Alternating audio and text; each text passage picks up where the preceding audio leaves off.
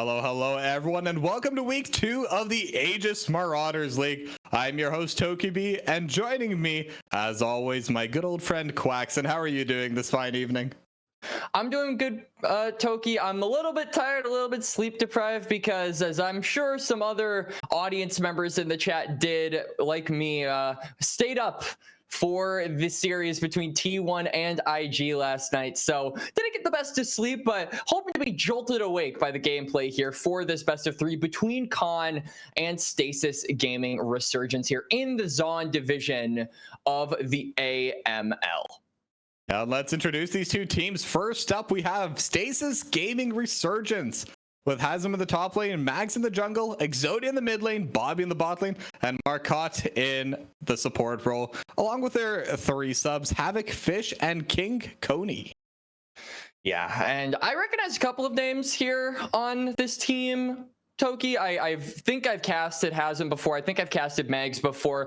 The bot side of the map is a little bit of an enigma to me, so I'm really interested to see how they're going to be matching up against Khan, who is our next team, full of a couple other players that I'm also familiar with, but ones that obviously haven't had a ton of time to get familiar with, intricately, as I think, Toki, you and I actually recognized Mr. Kiwiism, right? We covered this guy about a week and a half ago in Titan when he was on Drop Dead Gaming as their support, and they managed to 2-0 that series. But for the most part, everyone else here, not too familiar with them.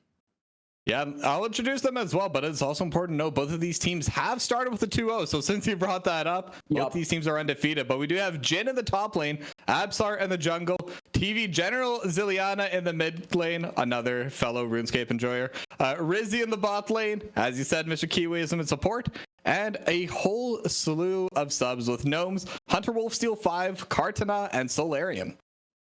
Yeah, and like you said, both of these teams starting out 1-0 in series score, but 2-0 in game score as well. They were not the only ones. If you look at the entire Zon division of week number 1, there was not a single game 3 being played in that first week. And so I think that one thing that's always really interesting with divisions like this is kind of wondering what the trajectory of the group is going to end up looking like, right? Because that gap, that gorge between the top half teams and the bottom half teams usually starts to get bigger and bigger and bigger. And so when you have two teams that are 2-0, are starting at the top of the table and are on the right side of the canyon here in the Zon division, you're really wanting to make sure you can get these wins early so that you aren't falling behind some of the leaders of the pack.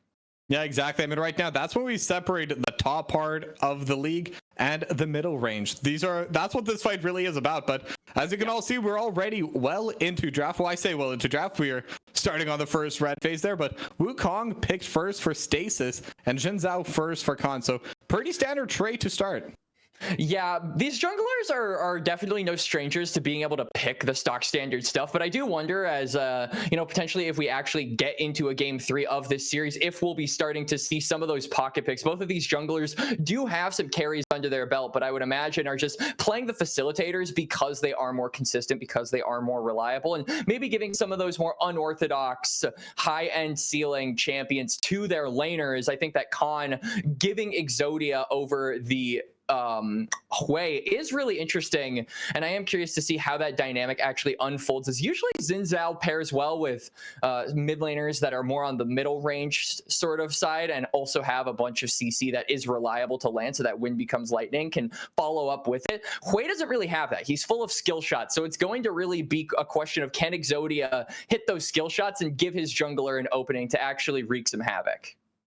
Yeah, and we're seeing the mid lane matchup going to be with the Orianna versus Hui as well. I mean, 2 control mages, pretty common picks right now as well. So pretty stock standard stuff, but Renekton and Gnar locked in for the top lane. So both teams are going to be leaving their bottom support pairing for the second phase. So I'm wondering what that's going to change up for the bans.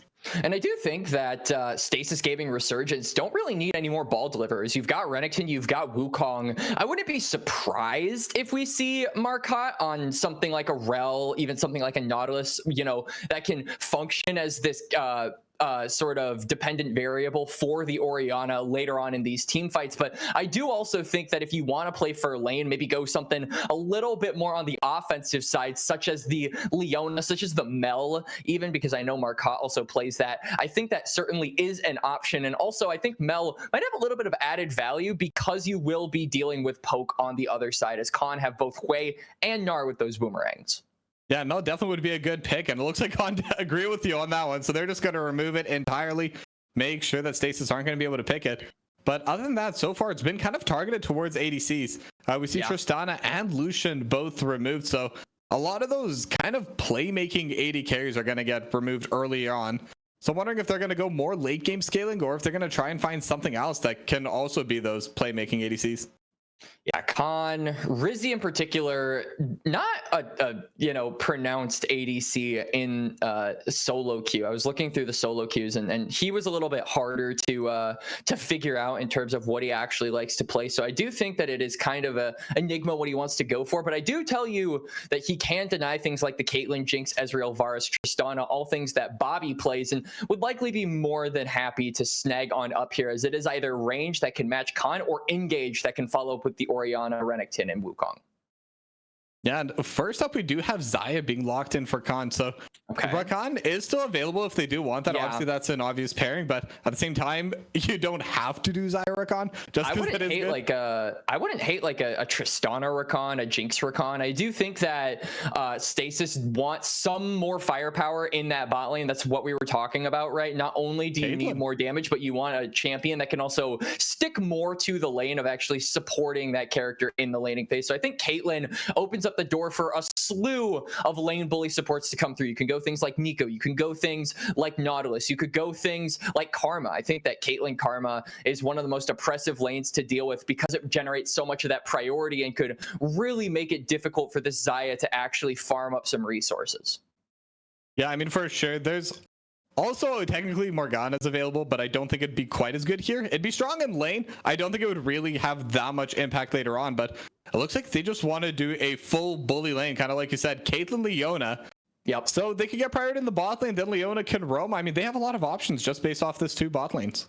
And I feel like now Khan probably just snag up the Rakan here. That's probably the most obvious choice. I mean, Kiwiism has options for some more pick champions that he could go for or disengage, possibly like Alistar, I think could be a good option if they want to do that. Braum as well is also pretty good, though I think that Braum's synergy with Xayah is a little bit on the questionable side, as Xayah is more in line with being a spellcaster AD carry than an auto attacker. So being able to actually proc that Winter's Bite could be a little bit unreliable and a bit tricky at times, because it would force Xayah to, delay having to run back. And in this case, I think the 2v2s, you're going to have to run back because that range from Caitlyn will constantly be hitting you, because the Leona, if they can land more than one stun on you, you're probably going to have to burn a summoner, whether it's the cleanse, whether it's the flash, or whether it's the barrier, remains to be seen, as I am really curious actually what Rizzy will be taking as that secondary summoner spell along with flash. But yeah, I like what we're seeing here from Stasis Gaming Resurgence. I like that we mentioned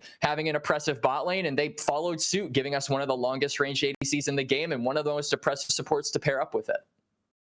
Now, my question to you as a jungle main, who do you think is kind of favored just in this jungle matchup with the Wukong versus Xin Zhao? Because this is a tale as old as time. I mean, this is these are the 2 junglers that have dominated 2025. I think that we've seen this matchup dozens of times, maybe hundreds, but honestly, I have been a little bit more of a believer in the Xin Zhao, simply because I think Wukong takes longer to get online, and this is something that Absur can maybe exploit, trying to get some assignments done here in the first few minutes of the match. Though I do think that it's a bit difficult for him because there isn't a ton of reliable CC. We already talked about the difficulty with the Winter's Bite and the Hui having skill shots, but Gnar without Mega doesn't really give you an angle for CC either. So I think that the difficulty for Absur is actually going to be finding these angles with the lack of CC that he has to work with from his teammates.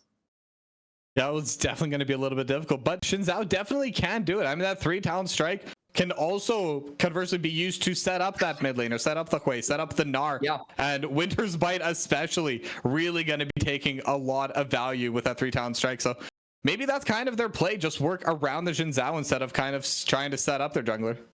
And I think that really has to be the idea here for Absur, because he is the only champion, I would say, on this con side that really has agency in the early game. I think every other lane is going to be having its difficulties, save except the Gnar and the Renekton, simply because it's range versus melee. But it's really going to be up to the jungler of Con to transition a lot of that gold early and give his lanes the opportunity to actually be relevant later on, because they are going to be shut out in these first 14 minutes. So want to see a lot of proactivity coming from him. Like we said, Wukong is one of those champions that is a little bit of a dud until he hits level 6, so he will have that opportunity to do so. It's just a matter of how he maneuvers his pathing to accomplish that goal.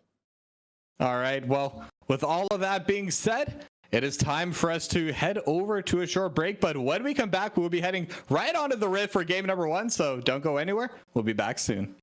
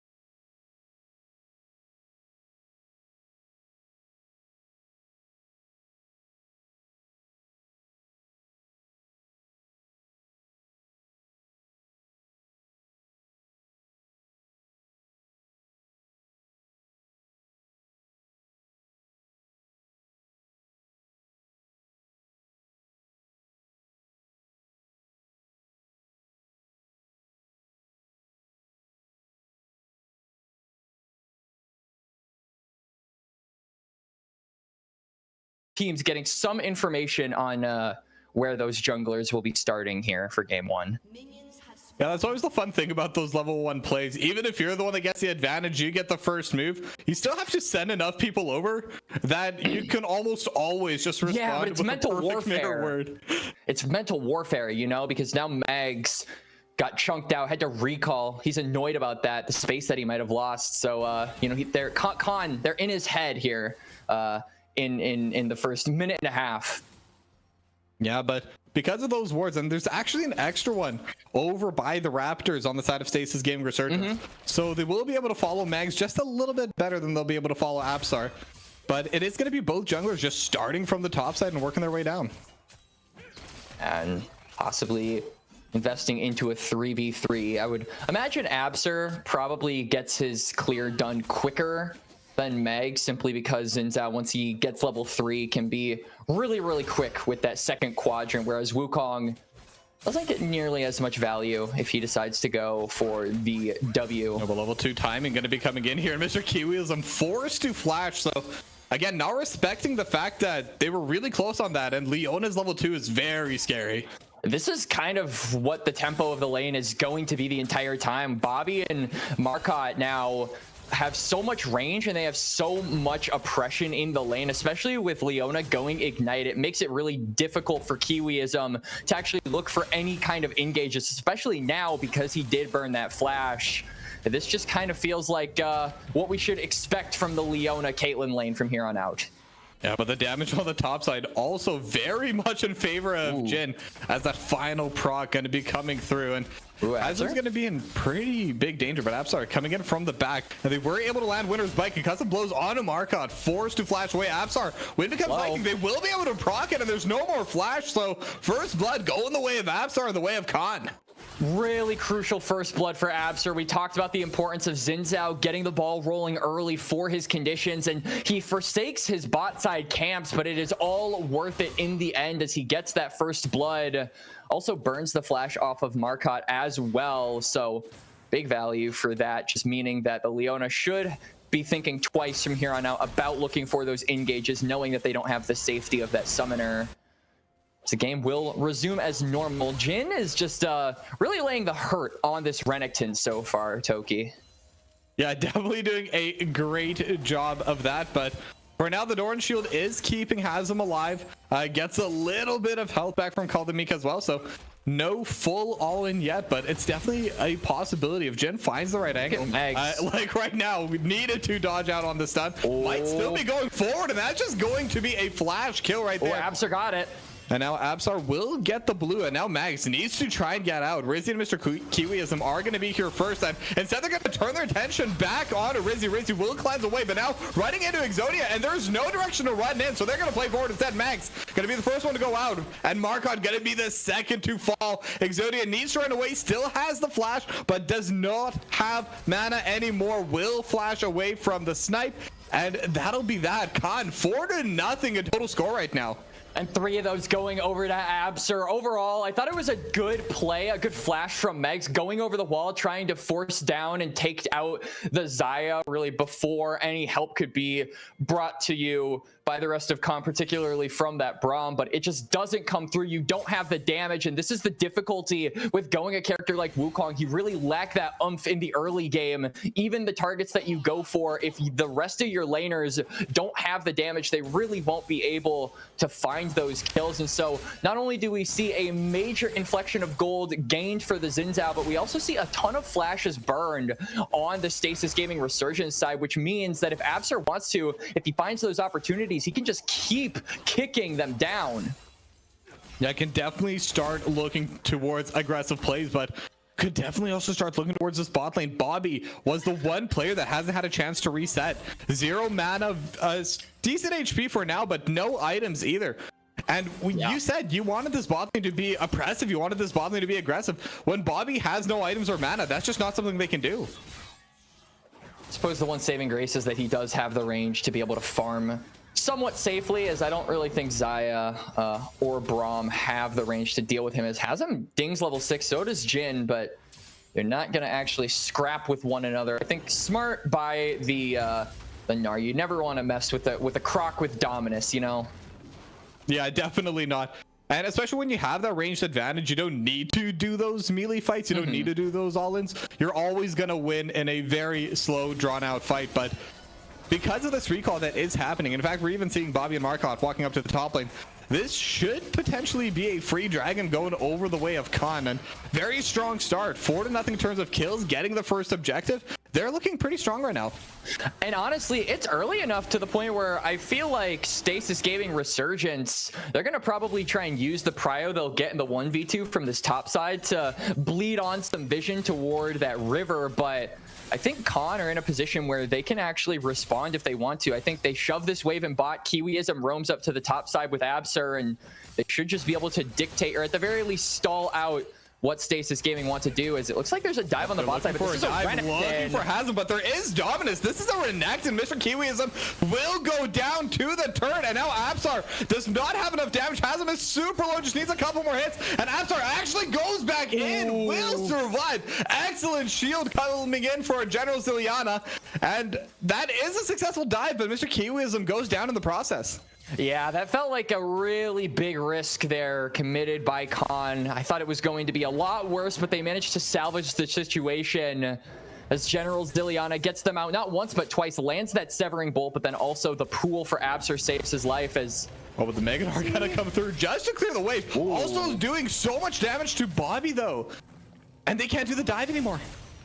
Yeah, Kiwiism is just gonna spite ignite Bobby as Caitlyn's taken very low. We'll have to almost certainly reset after this wave, which will give Khan the opportunity to rebound this wave in their favor, potentially fight for these grubs coming up in just a few seconds here.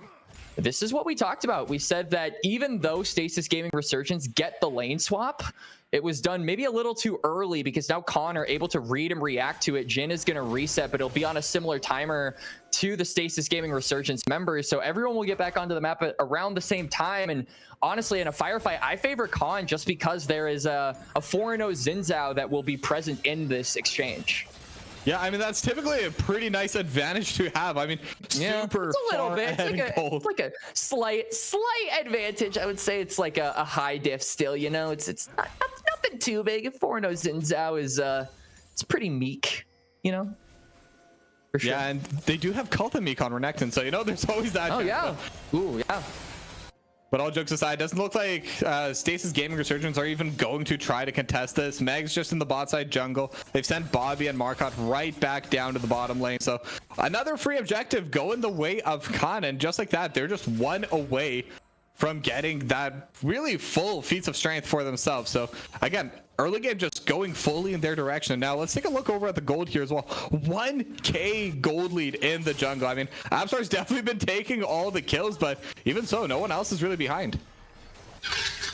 I mean, we said that was what needed to happen, right? Because Khan's really only big early game threat with this comp was that Xin Zhao being able to have that advantage over the Wukong, who has to take his time a little bit more, get that cyclone before he can really have influence on the map. And I think he definitely took that to heart, had that early game gank, decided to skip half of his camps and go for a bot lane play he knew could favor him as Jhin is laying the damage out, but Mags is right here. They don't want to overcommit. This could be bad, and they will be going in. Cyclone gonna get procced here as well. Mr. Kiwiism just trying to survive is alone as Jhin gets dove behind enemy lines right now. Mr. Kiwiism still alive, but very low. Ace in the hole will come in, and Bobby's gonna be the one to get the kill, but Markot will get traded back thanks to that spiraling despair. Mags also gonna get traded back as Absar now with the 5th kill on the Xin Zhao.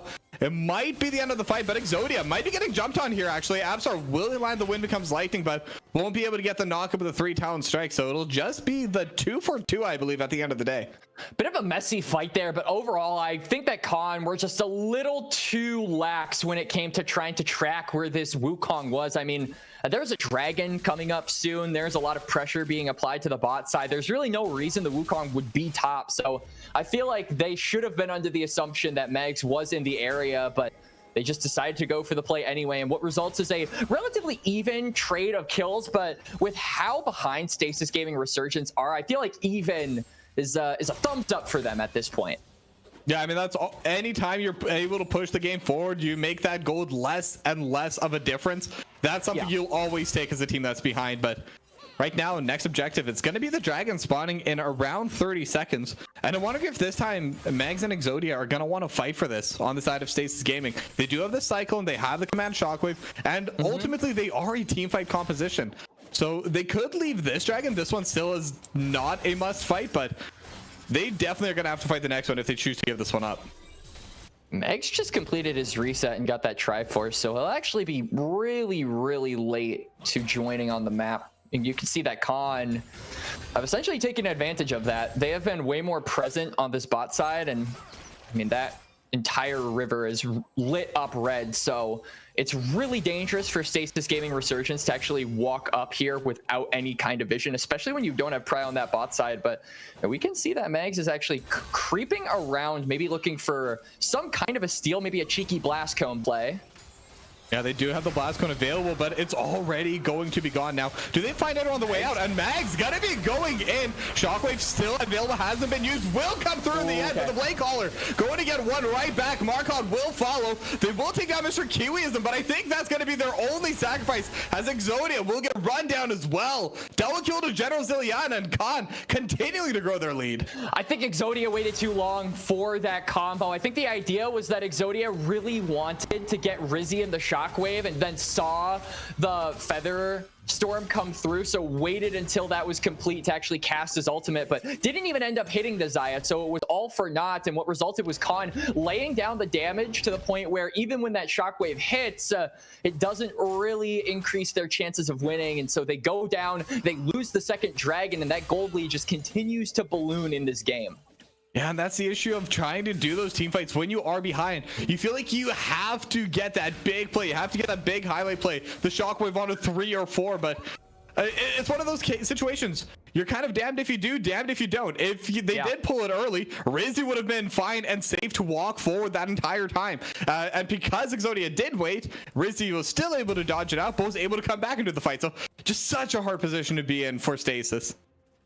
Yeah, Stasis now, I think the big challenge for them is, obviously, we talked about this also being a difficulty for Khan, was having that lack of late game damage if you aren't able to accelerate these pieces via the early game and snowball them through the Xin Zhao. But I also feel like the same can be said for a lot of these Stasis Gaming Resurgence champions. I mean, Orianna has not really been able to be a part of many of these fights. I think Wukong has had it the worst, just constantly being on the receiving end of Khan's punishment. And I think that Bobby and Marcotte, the lane that we really highlighted for Stasis Gaming, got shut down really early by that gank from Absar, as Hazem is forced to pop the Dominus just to survive. Coming through. Rizzy not going to be able to have enough damage to take down Hazem, but at the very least will force Hazem back, maybe force the TP as well.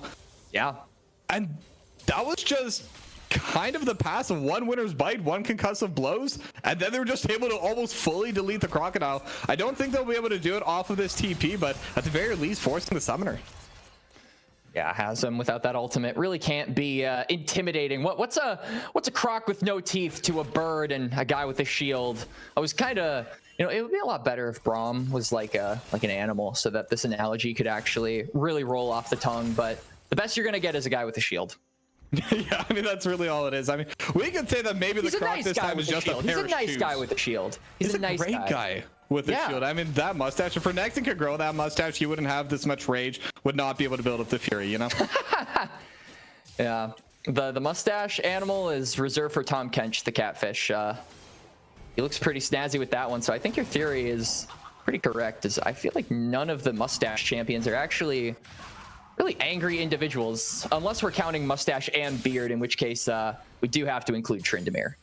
Oh yeah, definitely. That's kind of a different type of mustache, though. Yeah, yeah, just the mustache. I can't think of a lot of characters who are just pissed off all the time, you know, as Jin is of anger. Will be first flash wave, but they're gonna follow with the cycle. Marcotte trying to follow with the flash, but it looks like Jin's gonna be okay. They have a lot of chain CC, but no damage to follow up. And General Zilliana, they could look to turn. Mags did have 3 concussive blow stacks, but they're just going to back away. They will get first turret on the side of Stasis Gaming, though, so they are getting something off of this play, but at the same time, feats of strength going to be going over to Khan Gaming, as Absar is able to finish off the Rift Herald and could just blow open this top tier 1 at the same time. Hasm has his ultimate back up, and you could see the resets coming through from Stasis Gaming. So I think that they probably lost their window to go for that dive. It's a good attempt there by Stasis Gaming, but yeah, the survivability of these con members, just the self-peel that they have in their kits, really makes them difficult to latch onto. You can see that Megs really did try his best, but to no avail, as Con, you know, despite all of that effort to get the bot lane tower, Con are able to actually just trade it back with a simple push in mid, and now I feel like that really opens up the map for them to extend this vision line 30 seconds ahead of the Dragon. Yeah, and I mean, they did get the first hurt on the side of Stasis, but they're not the ones with the pressure. Mid tier 1 definitely going to be a lot more valuable. The top tier 1 super low as well on the side of Stasis. So Khan just dictating the pace of the game. There is another Dragon in 15 seconds though. And while it does seem that Stasis Gaming have more people in the area, they're still just feeling a bit too scared to go and get the vision. I think Con have to be really careful when they actually decide to rip this Dragon though, because we're getting to the point where Stasis kind of have to respond to these Drakes. They do not want to give up the soul point. They especially aren't going to want to give up the soul if that ends up being the case. We really have to be looking at that Gnar. I think if that Gnar bar is full and, you know, you've got the Mega ahead of the Dragon, that's the no-go for Stasis, as I think they are just going to think better of even contesting this Dragon. They'll give it up. They'll give up the soul point in favor of pressure on the top side, which I'm not sure I agree with, but at the very least, it does give them something to play around ahead of time. Yeah, but at the same time, it doesn't look like Connor are pulling the Dragon either. They're just trying to prevent these recalls. And they're just going with the Herald for the tier 2 now. Already took the tier 1. So ultimately, it's still a winning trade for Con because, like you said, they know they can probably win this Dragon fight anyway. May as well just trade up on the objectives while they're at it. Yep, I mean, I think the idea is that they want to bait Stasis into looking for a fight with them because they know they win that at this point. But again, it's all about Jin on this Mega Gnar. He just went back to small boy mode. But Rizzy is caught out, will be forced to flash over the wall. Luckily, there is going to be that honey fruit there, so Rizzy will be able to kill with a shockwave. Lands on it too. But look at that Crescent Guard splitting everyone up. But either way, they're able to take down General Ziliana. Absar trying to get away, has a massive shutdown. And it's going to go the way of Exodia. Mr. Kiwiism survives on barely any HP as well. But that's a 2-for-0 for Stasis. And they should be able to secure themselves the Dragon here. This was a much needed play for Stasis Gaming. Absolutely, and it came off the back of a beautiful shockwave from Exodia, hitting to allowing for the rest of the members of Stasis to pour on in and get their damage across. All of this before Jin on the Gnar could even react. They also forced the teleport out of him, so the side lane pressure not going to be nearly as strong for Khan until that comes back up. A major opening here for Stasis to maybe get back into this game. The Otacon up in about a minute may allow them to continue chugging this train along the tracks. Yeah, and the gold lead, it's down to about 1k. I think Jin will be able to clean up this tier 1 at the top lane, but it's still really far away from that 3 to 4k that they had earlier on. And again, the further the game goes, the less a gold lead like that matters. Everyone's getting their core items, so Stasis Gaming, they're 100% right back into this. Yeah, I think the big thing, though, obviously, we talked about it from draft. We saw it in the last fight, but it still rings true. That Cyclone Shockwave combo has to be your bread and butter, and you have to be making sure that both Exodia and Mags are healthy going into that fight, that the poke from General Ziliana, from Jin, from even Rizzy isn't whittling them down ahead of the objective, because if they're going in and they aren't healthy, they aren't able to survive the initial burst of Khan, then it feels like the fight might as well be over before it even begins. Otacon spawning on the bot side and both teams gravitating around there, though. Mags just now resetting and has him on the top side means that there is a numbers advantage for Khan on this bot side right now. Yeah, but the Otacon, as we all know, very dangerous objective. We even saw that overnight. So it could be a very interesting moment if Khan do decide to pull it, and they're just going to pull it right away. Bobby is not here, but Hasm does have TP. This could still very well be contested by Stasis Gaming, and it looks like they're just going to back away, and they see the Mega Gnar. Oh, and flashed out Marcotte, going to be able to move just in time, but because of that, they know that that knockaway is not going to be there, and that's a massive tool for Con Gaming. But at the same time, I don't think that Stasis can pull the Otacon with it either, so I feel like ultimately both teams should just back away, but it doesn't look like they want to. It looks like both sides kind of want to fight this. Zapstar in the back line, but will step onto a trap, trying to go forward, has the crescent guard, but is all alone in the back line. Will get finished off. Marcon going to be the one to get that kill. As now Shockwave on 2-3. Are you kidding me? And now the Cyclone Mags not able to get it, already used it. So now they're going to start turning it around. Rizzy dealing so much damage to everyone. Hazem and Bobby both low, but they do have traps set up there. Marcon all alone. Blade Caller not going to find him, but Jin will. And just like that, it is 3-4-2. Bobby still able to find a potential way out, but now Jin looking for the flash. Nar won't be able to find it. And it's still a 3-4-2 favoring Khan, but the Otacon's still going to be available for potentially another fight. And it's really impressive for Khan as well because of how that fight started. I mean, Abs are getting caught on the trap, forced to use the Crescent Guard defensively, and that just allows the CC to come in. They can get within, you know, sniffing range, I would say, of this Xin Zhao, and they can take him down. So it started off really rough there for Khan, losing their jungler almost instantly, but I think that Jin on the Gnar helped rebound the fight to somewhat even, if not winning. But the big prize of the Otacon still standing on that bot side. I think the really important thing to pay attention to, though, was that Bobby burned that flash. That Caitlyn is going to be defenseless in these next few fights. So the positioning for the AD carry of Stasis Gaming Resurgence will be at the forefront of everybody's mind. And if he isn't careful, he will be the first casualty.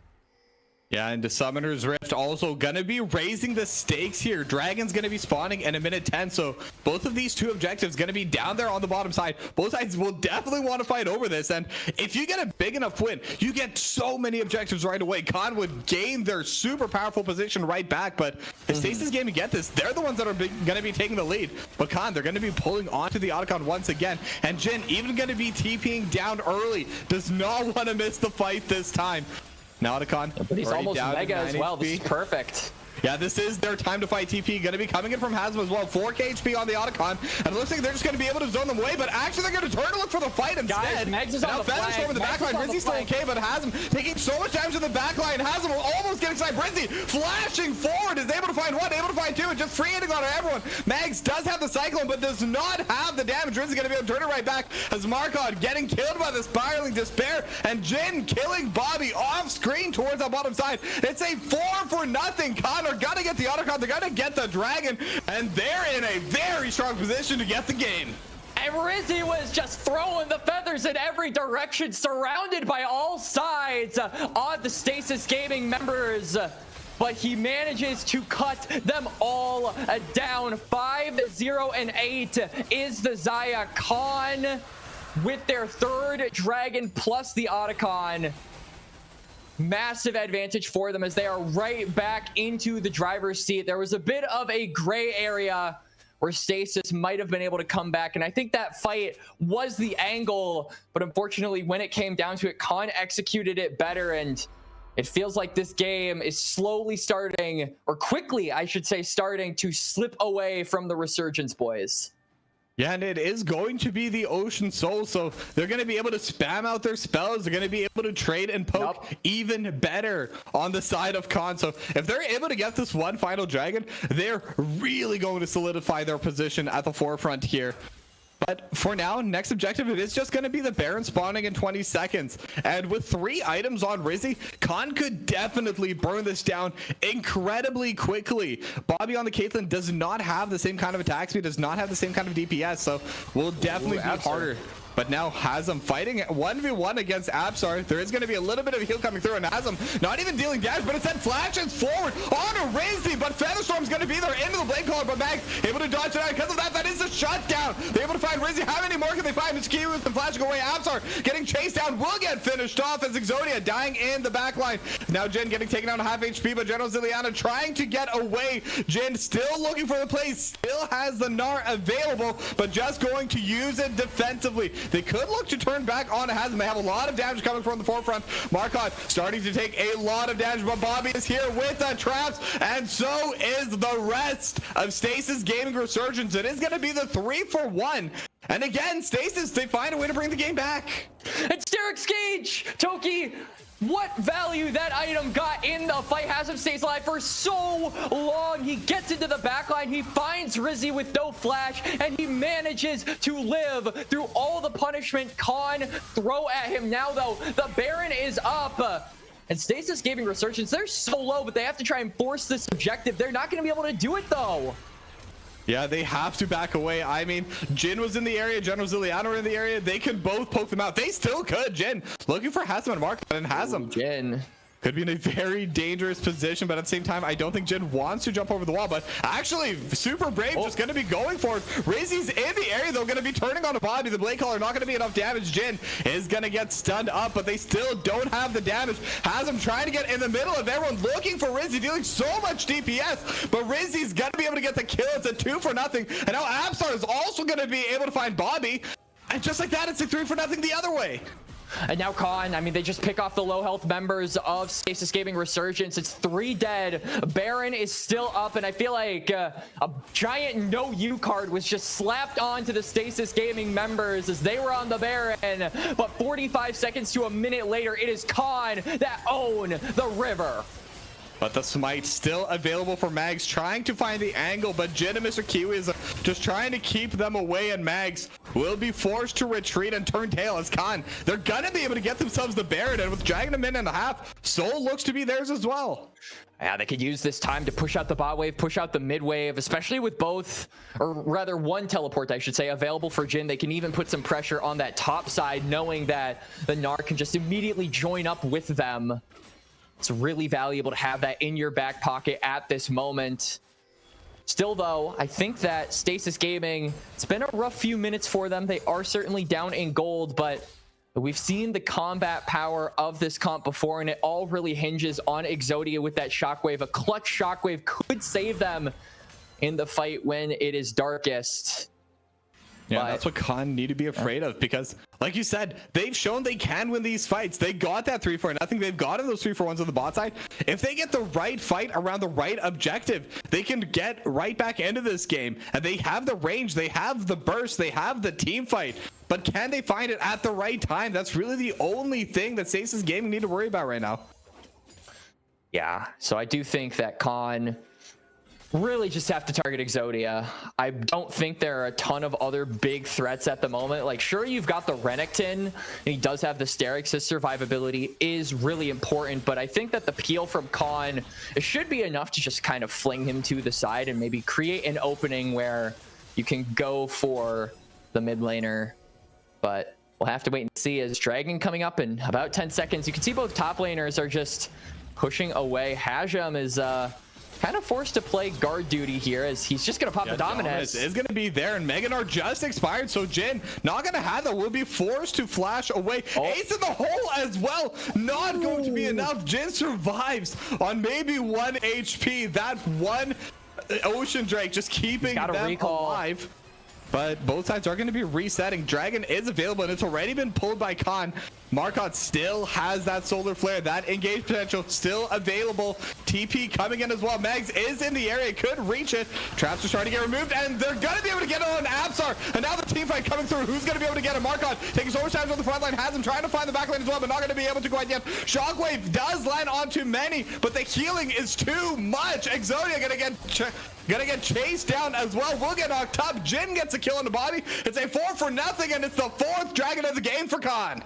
Yep, soul acquired, team fight won. Practically a clean ace there for Khan, as that felt like their victory lap, Tokibi. They will push down into the mid lane, and 30-second death timers, 20-second death timers. They could look to just end it, though. Wouldn't be surprised if they just quit after the inhibitor, but they ain't no quitters, my friend. Yeah, just gonna be Mags and Marcotte. We've seen bigger defenses than this, but this is definitely a tough one. Mags just can't find the angle, won't have the damage, and so they're just gonna turn around. They're gonna hit the Nexus, one more auto, and that's gonna be game number 1 going the way of Khan. Convincing win from the Khan boys, and exactly how we drew it up, honestly, Toki. We said that Absar needed to be the guy proactive in the early game on this Xin Zhao. He needed to put his foot on the gas immediately, and then never get on the brake. And that's exactly what he did. I mean, that car that he was driving, that thing malfunctioned, you know, like it's those cars where the brake like doesn't work and it's just slowly speeding up. That was man's right there. He was out of control. And I mean, Stasis Gaming Resurgence, they couldn't do anything about it. So really big credit over to Absur, just being able to handle that proactivity with the Xin with grace and allowing the rest of his lanes to take over when the time came.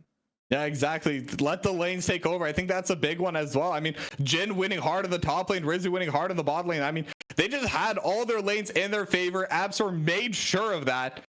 And with that, that was going to be game number 1 there. So we can see the post-game breakdown here.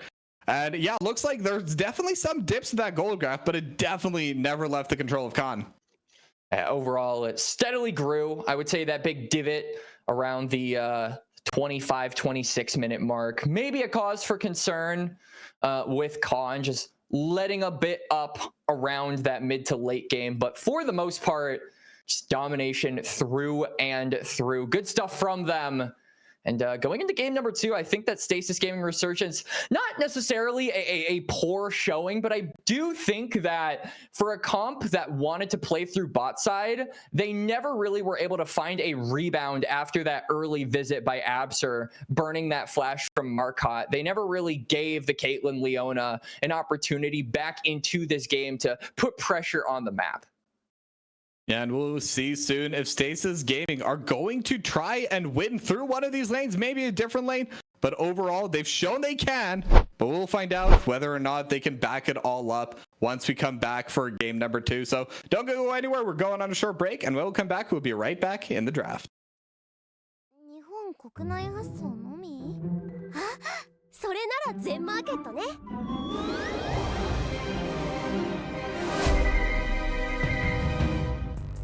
すごい迷宮だ。あの商品はどこに？あそこだ。でもどうすれば。わかった。よ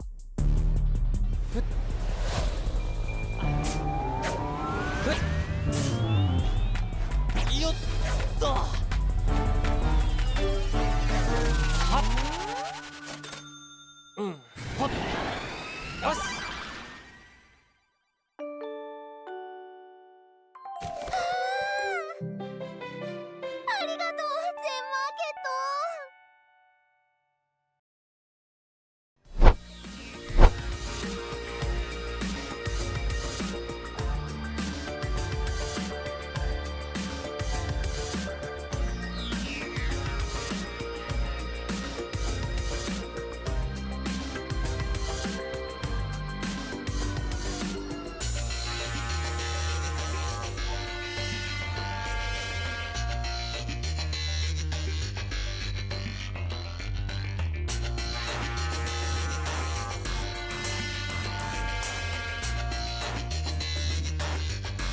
Keep moving on.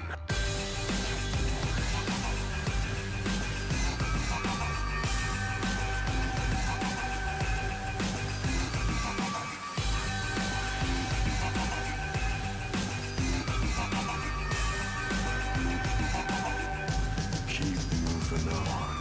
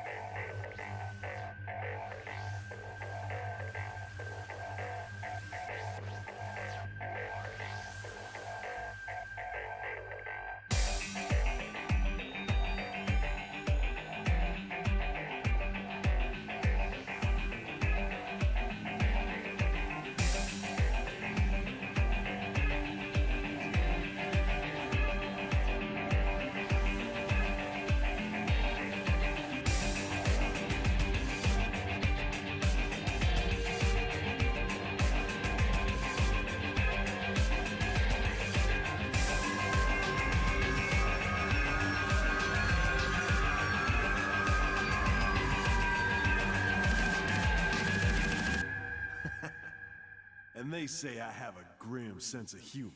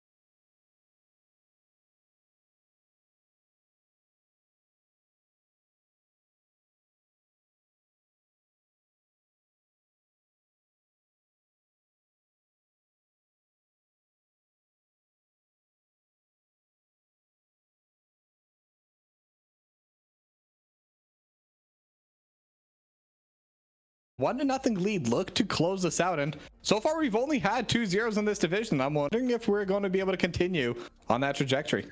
Yeah, and like we talked about at the beginning of game number 1, it really is about being on the right side of that canyon when it comes to having a bunch of 2-0 teams and then a bunch of 0-2 teams. It can get really, really messy and really, really dangerous if you fall toward that lower side, because it feels like those top teams can kind of just run away with the positive scores and make it really difficult for you to actually get a good standing in your division.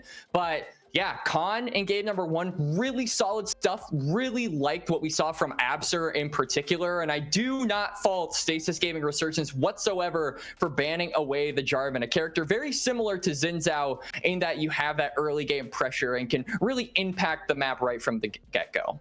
Yeah, they banned that away in game number 1 as well. So it looks like they're just really, really concerned about Khan potentially getting that on their side here. But we're also seeing a lot of focus towards the top lane coming in from Stasis.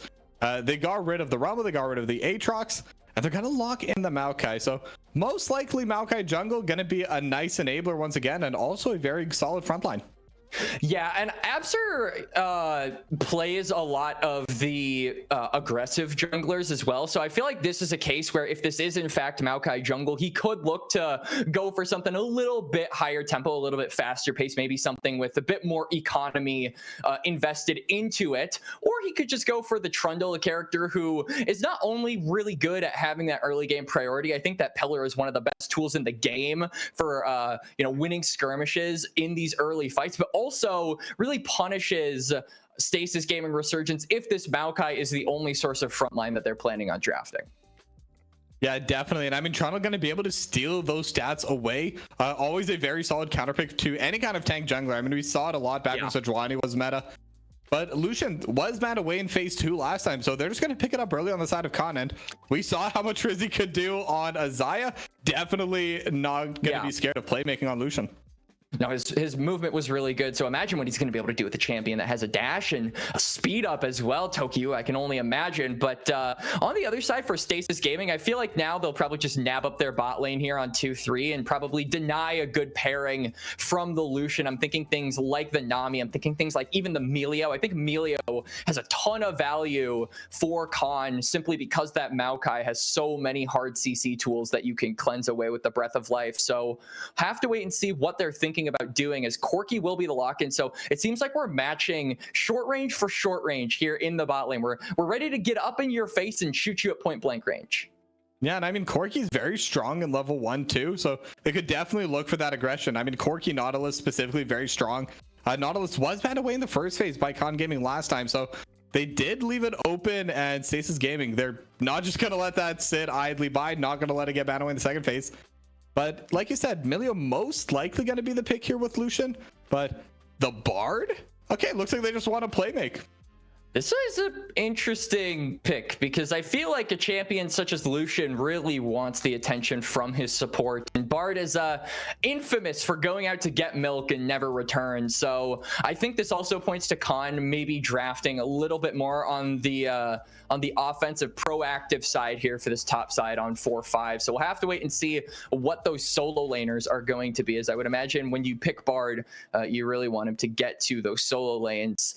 Khan, I think, probably just going to be content taking away a lot of damage dealers for the side of Stasis Gaming Resurgence. As it seems like we're starting to run into a similar pitfall here with this draft in game number 2, Toki, where you do have a good amount of CC, you do have a good amount of lockdown, but you lack the damage outside of that one source. And I think that one source so far is the Corki, but you need to be willing to surround it with something else that can back it up and also make use of the Nautilus and Maokai crowd control. Yeah, I'm hoping they do pick some kind of hyper carry up in that mid lane. I mean, we see the Azir banned away by Khan. That definitely would have been a great pick. Syndra's also been banned away. That was my second thought right outside that. But I'm sure there's still something they could pick. There's a lot of mid laners that are going to be able to do that hard carry. They could even maybe look for damage on the top lane. I actually really like Aurora here. If we're playing a short-ranged game, then I think Aurora has a ton of value here. So I wouldn't be surprised if Khan took that away. They actually aren't going to be doing so. Think that Stasis Gaming probably just going to take away another mid laner. Yep, that Rise is going to be snagged up. Khan, I'm trying to think, what do you want to go? I would assume we're probably going to get a mid on 4 here. And if I had to take like a guess, I would say I think Aurora has a bunch of value. Galio, not so much, because there isn't really a magic damage source on Stasis Gaming yet. So, I mean, if they wanted to go Galio, they could save it for 5. But I think if we're talking about R4 mid laners here, it really does have to come down to the Yone, the Aurora. Yep. So it looks like that is not only a good pickup for them, but it's a good denial, because we just talked about how good that would be for Stasis Gaming Resurgence to have as well.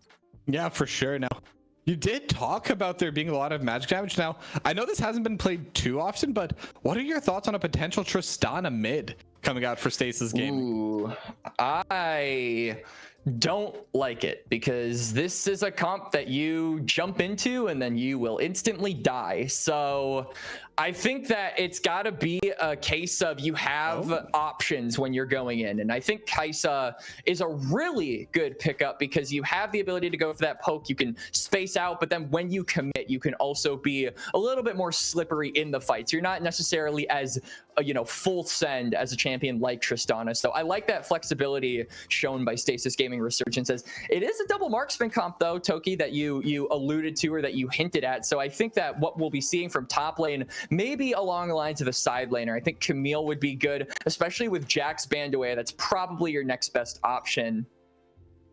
Yeah, I mean, Camille always been known to just one-shot turrets later on in the game, especially just so dangerous to and this deal has with. him So most played in solo queue, so it's even a worse. comfort character as well. Yep.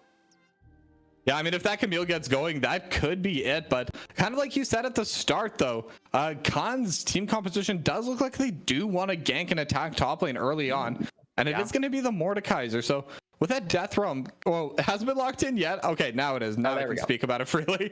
But with the death realm, Camille, very hard to lock down, but she can't go anywhere once the Mordekaiser ults her. Yeah, this is a game, though, where I think Khan, the big worry for me, obviously, is like having too many cooks in the kitchen, right? Because you look at a comp and usually you want to have a lane that, is willing to weak side. And this is a game where I don't really think any of the lanes want to be the guys not getting resources. So I think that Khan, the assignment for Absur in game number 1 was come out of the gate swinging. That's the same assignment that I think everyone on the Khan side has to follow. They all have to be willing to hands check their opponents, look for plays in the early game, and be proactive when they have priority around those objectives. So if they can do that, if they can come out of the gate swinging, I don't really see a way that this kind of a comp can really relinquish control and give it back into Stasis Gaming Resurgence's hands to make a potential mid-game gold swing come true. Yeah, and I mean, there's one thing I learned in competitive Dota. It's that no matter who you're with, no matter what language anyone speaks, everyone will always understand go. And I think that's exactly what Khan are going to be wanting to do today. I mean, like you said, Aurora's strong in the mid lane, Mordekaiser's strong in the top lane. They have the options. There's a lot of squishies on the side of Stasis Gaming, so really just going to depend on which side they do want to attack. But with that being said, it is time for us to go to a short break. And when we come back, we're going to be headed right into game number 2. So don't go anywhere. We'll be back soon.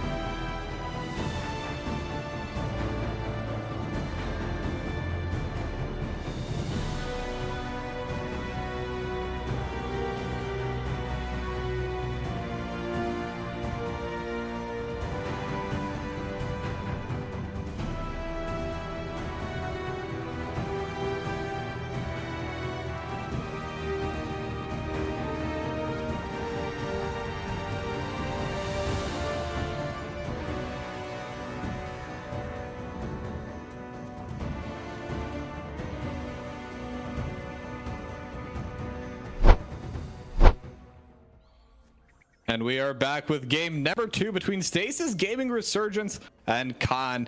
And right now, once again, they're just going to be sending every single member up to the top side on Khan, but this time around, Stasis Gaming, they are grouping up as 5 as well, so we might see an early aggression play here. Oh, Ziliana will have to flash away from the dredge line. That could have been bad. Yep, so no flash for the Aurora early on. Oh, but now Mags maybe going a little bit too far. Is all alone. Has a flash available as well. And will flash over the wall. Exhaustion as well. But Rizzy flashing over the spot. Won't be able to get the final hit. And now Rizzy, no flash, no barrier. Getting chased down. Exodia, one more auto. Will be able to get the first blow. But now Exodia is the one to trouble. And they will be able to trade back. It is 1-for-1 so far. But Abstar super low and has him. Will be able to snag that kill as well. The tactical sweep. And now they're looking for Jin. Jin all alone. One more plasma stack is needed. But Bobby not going to be able to find it. Mr. Kiwi is running away, and everything said and done, it's a 2-for-1 in favor of Stasis Gaming. It's a banger right at the start of game number 2 here, Toki, as it's 2, like you said, over to Stasis Gaming Resurgence. A bunch of flashes burned as well means that this game could very easily tilt in one team's favor instantly. Yeah, and the kills have been put into some pretty solid spots. We talked about earlier, they want to play through the top side of the map. Hasm has a kill and Exodia has a kill. But at the same time, we also said Absar wants to make the plays, and Absar got a kill too. Yep, and I mean, we saw what happened in game number 1 when Absar started up with some gold on that Xin Zhao in game number 1. So I'm going to be looking for, maybe an opportunity to repeat history here for Khan, as I do think the big concern for me going forward is going to have to be that Aurora, right? Like you said, you gave a kill over to Exodia, and General Ziliana also had to burn flash, which means that this Aurora is going to have a tough time laying down that damage that we talked about in this laning phase until that summoner is back up. And maybe we'll give an opportunity for Mags to set this Aurora further behind, which would be really bad. I think Aurora is a champion that really wants to get the ball rolling early, as does this entire Khan comp, like we said in draft. Yeah, and the fact that they're put behind right from the start, it's going to make it so difficult for them to get that strong lead that they wanted early. But Absar is the one that got the kill. I mean, I think if anyone had to be the one to get the one single kill for Khan, you would want it on Absar. But now mid lane, trading super hard. Exodia and General Ziliana, they're both low. And with the flashes down, they could definitely look for some ganks on the side of Absar. But in the meanwhile, it looks like Absar was just trying to steal away the red, maybe try to meet them, but I don't think they knew which side Meg started on.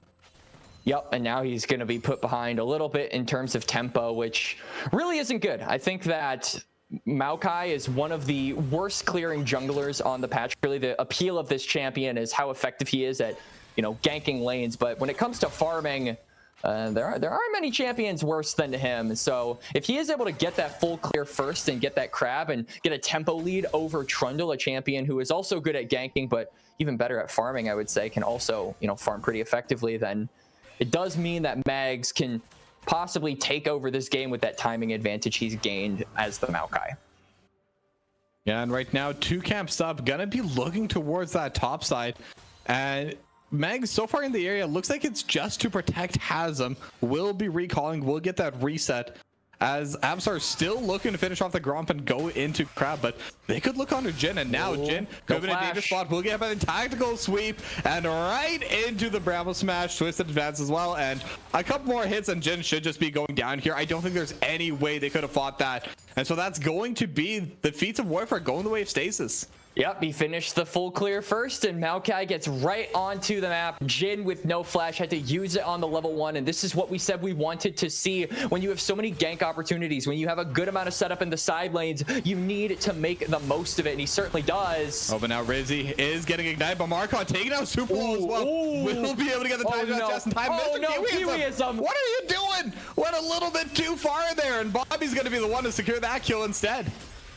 Yeah, that is just a tragedy of monumental proportions for the support of Khan. Honestly, the bot lane for Khan, I mean, Marcotte was low not once but twice, and 2 different sets of shields managed to keep him alive. So unfortunate there for the Khan bot lane, as it seems like this game is starting off pretty rough for them. They're about 1,000 gold behind, and a lot of that is onto key members here for Stasis Gaming Resurgence. No other you know, exemplifying that more than Hasm, who has the Sheen spike, which is still really big for Camille. We have often seen Camille get pretty heavily nerfed, I think, in this patch. I think Riot really never likes it when this champion is strong, but that Sheen spike but Mr. Kiwi always is strong. could be in a pretty bad spot. Will be forced to flash over the wall there. So another summoner just kind of burned for Mr. Kiwiism.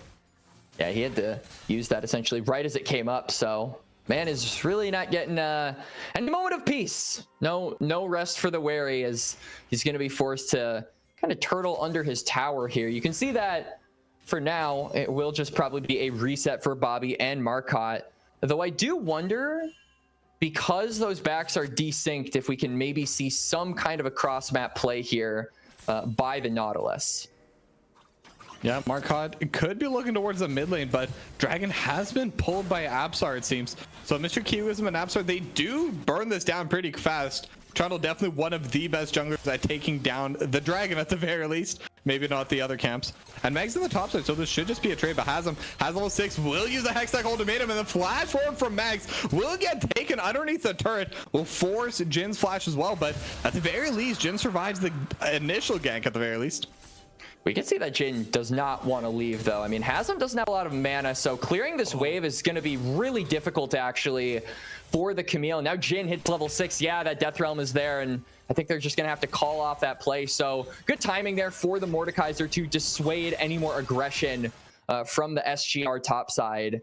Maybe just gives this Mordekaiser some time to recoup his losses, which he's got a good amount of them, Toki. I mean, he's gotten killed once, he's had his flash burned essentially on cooldown, and really hasn't been given an opportunity to actually catch up to his counterpart. Yeah, definitely not. But at the very least, across the map, Khan did end up getting that win because Mags traded the flash for Jin's, and Absar was just able to get that dragon for free. So that'll be a little bit of extra sustain in the top side for Jin.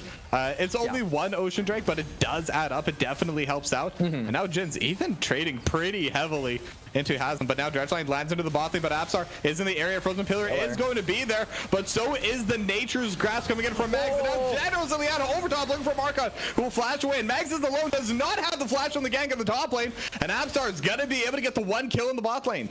Yeah, Mag's just going a little too far there, and now they're being surrounded under their tower. Bobby has flash, and Ziliana looking for Marcotte, will be able to finish it off, and Bobby will use the killer instinct to survive for now, but again, the redive's going to be there. Barrier has been waited on, flashing forward, will be able to get the kill, and it's going to be another kill for General Ziliana, but Absar does go down to the minions in the process. I mean, Bobby trades it back, but he's going to lose this entire crashing wave. A really good dive initiated by Khan.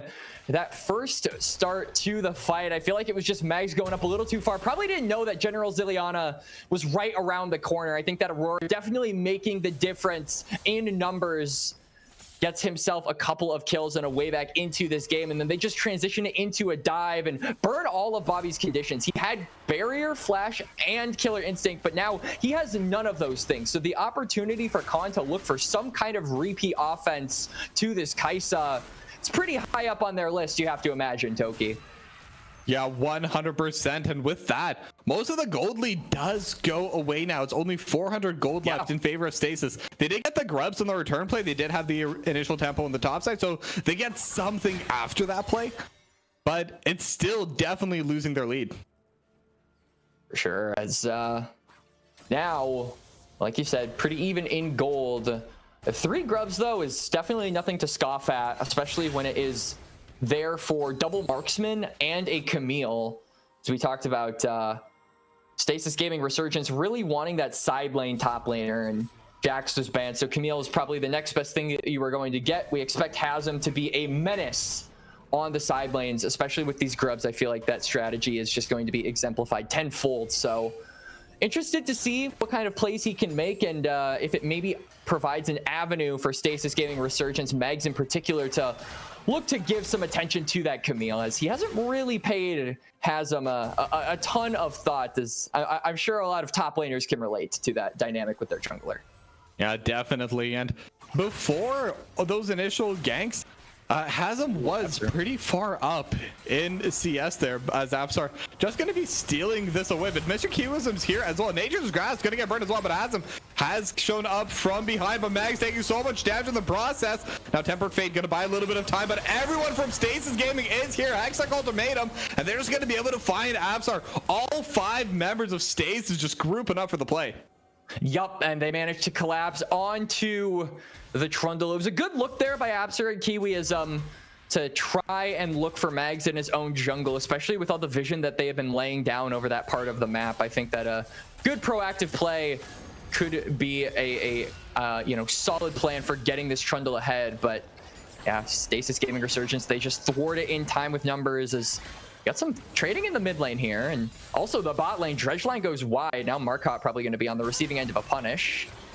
Yeah, but with the shield, able to survive a decent amount. Now they're turning their attention back onto Rizzy. Bobby dealing a lot of damage. Still has the killer instinct. Got to go into the backline. One more auto needed, but there's still the heal, and Marcotte going to be able to snag that kill. Bobby still trying to auto on a Kiwism and will be able to get that kill. Has to burn the barrier, but that's a 2-for-0 for Stasis Gaming.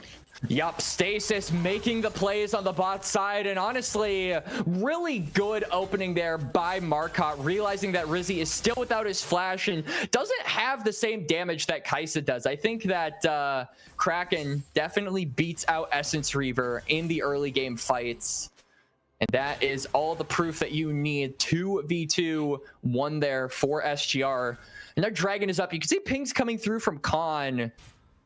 They'll probably be first to the Dragon. This is a strategy that we saw them employ in game number 1, where they just really like going for these Drakes. They were ahead in that game though, so I'm interested to see how this strategy works when they are even to behind in gold. Yeah, but they'll be able to get their second Dragon for free. And again, they're just utilizing this tempo that they have. They're just faster on those resets.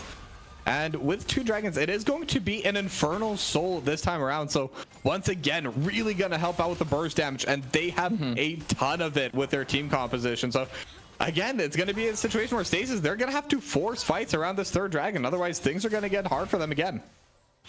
They should have no problem doing that at this point. I think that that's pretty common to see in League, where a team can usually sneak the first couple of Dragons, but that 3rd Drake will spawn around 15 minutes when the mid game starts to coast itself, as the main part and the lane assignments get to be a little bit more blurry. Usually the team that is ahead in gold and the team that is just overall stronger should be able to secure that Dragon. So as it stands, that fits the description of Stasis Gaming Resurgence, but it's up to Khan to change that and look for plays that can put them in the driver's seat.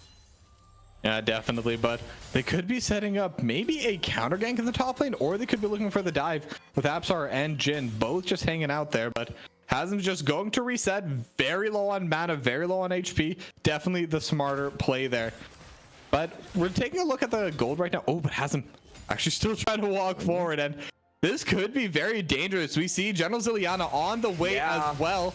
Deathram not going to be popped quite yet. They don't want to get the 1v1. Yeah, they're just going to be going for the turret, I think, as General Ziliana actually will follow forward with the Between Worlds. But again, Hookshot will be there. Now, it looks like they're just trying to get this first turret of the game, but there's still 20 seconds left on the plays, but doesn't even matter. When you have that Trundle, you can just completely brute force your way through.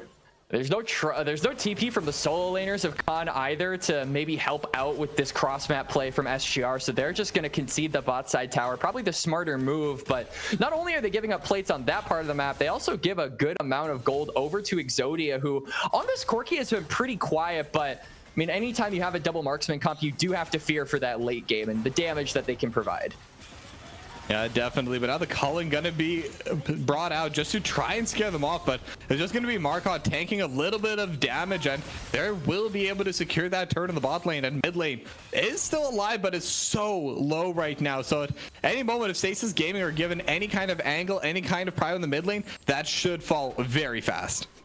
I think Khan really wanted to get their hands on the Herald when that spawns, just so that they can even out the pressure on these turrets. But I mean, you can see the top side of the map right now is basically dark for both teams. So neither one, you know, it's like America before Columbus explored it. We don't know what's on the other side. We don't know what's over there. It's just completely dark. They didn't have wards on America at the time.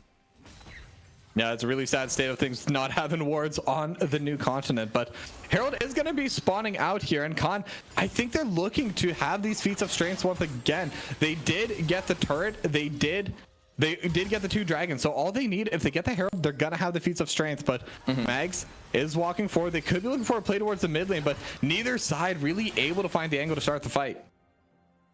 Yeah, I think it's going to come down to what the go buttons look like for both of these teams. And this could be a possible weakness of this con comp, because sure, you have a lot of damage, but when you're looking at champions on this side that can really start up a fight, it kind of comes up dry. You've got the Trundle with his pillar, and I mean, you've got the upfront damage and maybe like a Bard ultimate too, but I think that Stasis Gaming and Resurgence have way better snap engage, and because of that, and because they also claim the topside river, it's really hard for Khan to walk in here knowing that those tools are available and could fish them out at any moment.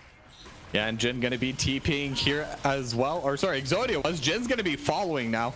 But 3.8k HP left on the Herald. Both teams want to fight. Nature's Grasp gonna be coming through right now. But meanwhile, in the backline, Exodia just running down. General Ziliana will be able to get the first kill, as also the Herald is gonna get secured by Bobby. Now Mag still fighting as Absar getting run down by Hazem. Just a couple more hits is all that's needed, and they'll be falling soon as Jin, the final survivor, as Bobby will be able to clean that up as well. It's a 3-0, and the objective, and did I say 3? I meant to say 4, because Hazem finds another kill out of Mr. Kiwiism.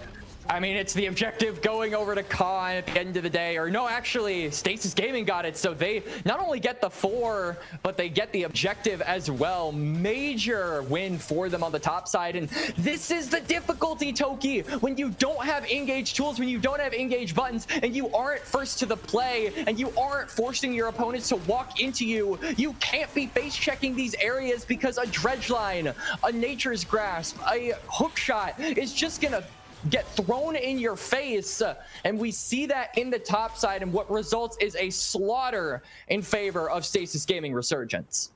Yeah, and they're just taking everything off the map. They got mid-tier 1, they got mid-tier 2, they got the dragon, and all of that was after the team fight and the Otacon. 5k gold lead now for Stasis Gaming.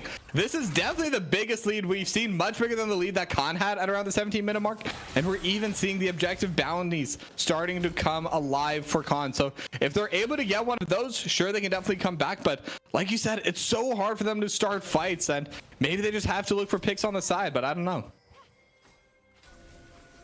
They're focusing on the bot side. May have gone a little bit far, but with Exodia in the area, Bobby's in the area, Absar just can't run this down, but they will be able to get the priority. They will be able to get the first move, and it looks like this bot tier 1 with the bounty as well going to be going over to Khan. So we got the side lane turrets for now. Pretty valuable, especially when you don't have grubs. I think getting those can be really nice. Oh, but Realm of Death gonna be there. Hextech ultimatum just used to dodge out on the obliterate. Oh my They're still fighting quite hard, but the heal gonna be coming through for Hazem as well. And one more shot is all that's gonna be needed, and Hazem winning out the pseudo solo bolo with a little bit of help from Marcotte. I mean, Hazem is looking like Muhammad Ali with those moves. He's dodging out every single obliterate in that 1v1. Jin could not hit his opponent. And yeah, it's basically a solo bolo. The redemption comes through with a little bit of an assistance, but still the Camille styling in that fight. And I mean, I think it's pretty important to point out that that was breaking those ankles with a Rylai's as well. Jin had that passive slow coming through the entire time as well. That was an insane play coming out from Hazem. 5-0-2 now on the Camille. Would still have lost that if those obliterates weren't dodged. So Hazem definitely deserves that score, deserves that tier 1 on the top lane. And with the way things are going, we talked about them wanting Hazem to be strong on the side lane. Right now, Stasis are just getting everything that they want across the map. For sure are, and seems like they will continue to trend upwards in this game, as no objective up for another 2 minutes and 30 seconds. This might be where some teams get a little bit ADHD though, Toki. I mean, you don't really have any turrets in the immediate vicinity. You don't have any objectives immediately to take. So I think that Stasis Gaming Resurgence, literally all they need to do is nothing. You just push your lanes, you push your waves, and you take control of the river when you're, you know, coasting around 90 seconds until the dragon. I don't want to see them make unnecessary skirmishes that could put Khan in a position where they can actually do something. Yeah, definitely not. But in the top lane, we see the trades coming through once again. And Hasm could still look for more. Has another hook shot, will be dodged away. But look at the damage from the Precision Protocol. And the Hextech Ultimatum will hold Jin back for a little while. But even with the stats stolen, the Realm of Death not going to be enough. Hasm making it look easy in the top lane. Yup. We had the 1v1, right? But Hasm is Muhammad Ali, so it was a home. It was an away game for the Camille, and he beat Mordekaiser in his own backyard. That's just embarrassing. Now the result is, I mean, look at Khan. They're just scrambling to try and save their top side. They're sending 2 over there. Both Absur and General Ziliana are going to need to answer this Camille, and now because of that, they surrender control of the bot side. Otacon is a foregone conclusion. And it feels like Stasis Gaming Resurgence are just playing the map so much better here in game number 2. Honestly, that's one of the metrics I've been using to see just how one-sided a game is. How easily can you take the Otacon? But hold that thought, because they found a play onto the backline. Look at the damage. Rizzy going down immediately. Kiwiism going to be going through the magical journey. Might be able to get away, but with a twisted advance, Bobby going to be on a rampage. Looking for another Absar, trying to get away, but oh my God! Hasm just dealing so much damage. Hasm is raining fire here in game number 2. This is the guy who has Camille as his most played, and he is acting like it. Meg's going for a donut with the Herald before he decides to crash it into the Nexus towers, as they might just look for the end right here and now, Toki. Yeah, but Jin is up. Rizzy is back up. They are going to look for the defense, but Hasm, look at the damage. Almost burst down Jin right from the start. They're on the Nexus, but they are low, but it doesn't matter. Perfect score for Hasm, and we're going to a game number 3. The first game 3 of the Zon division. We were worried that the gap might be a gorge, a canyon, but it seems like it has shrunk a little bit. These teams are close in skill, but the same can't be said for this game number 2. This was not close at all. This was more dominant than Khan's win in the first game of the series, and all of it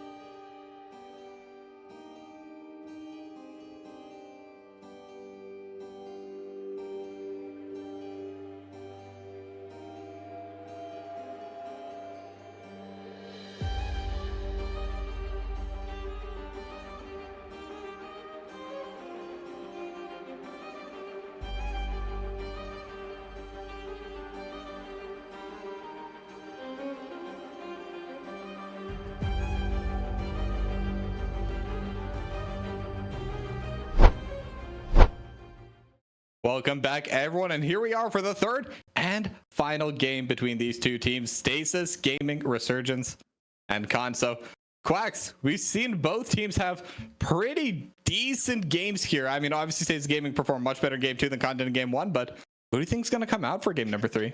Honestly, it's anyone's game, I think. Really, for me, what I'm looking at is just which team is able to cultivate their style better. And I also feel like this series has really been dictated by both Absur and Mags. I think that Mags in game number 2 with the Maokai and no flashless opponents because of that level 1 made his job a lot easier to influence the lanes, influence the map, and get his laners ahead. But, I mean, we go back to Absur in game number 1 on the Xin Zhao, and he was the reason that they were able to, you know, get right off the jump with that early game. He really was proactive on the champion. So I think that this is going to be a game of which jungler is able to, you know, come out swinging more. And that is going to be the big question, as a lot of those proactive junglers have been taken off the table. And with Jarvan being banned, I feel like he is the last one. You still got things that you could go, like the Viego is an option, the Pantheon is an option.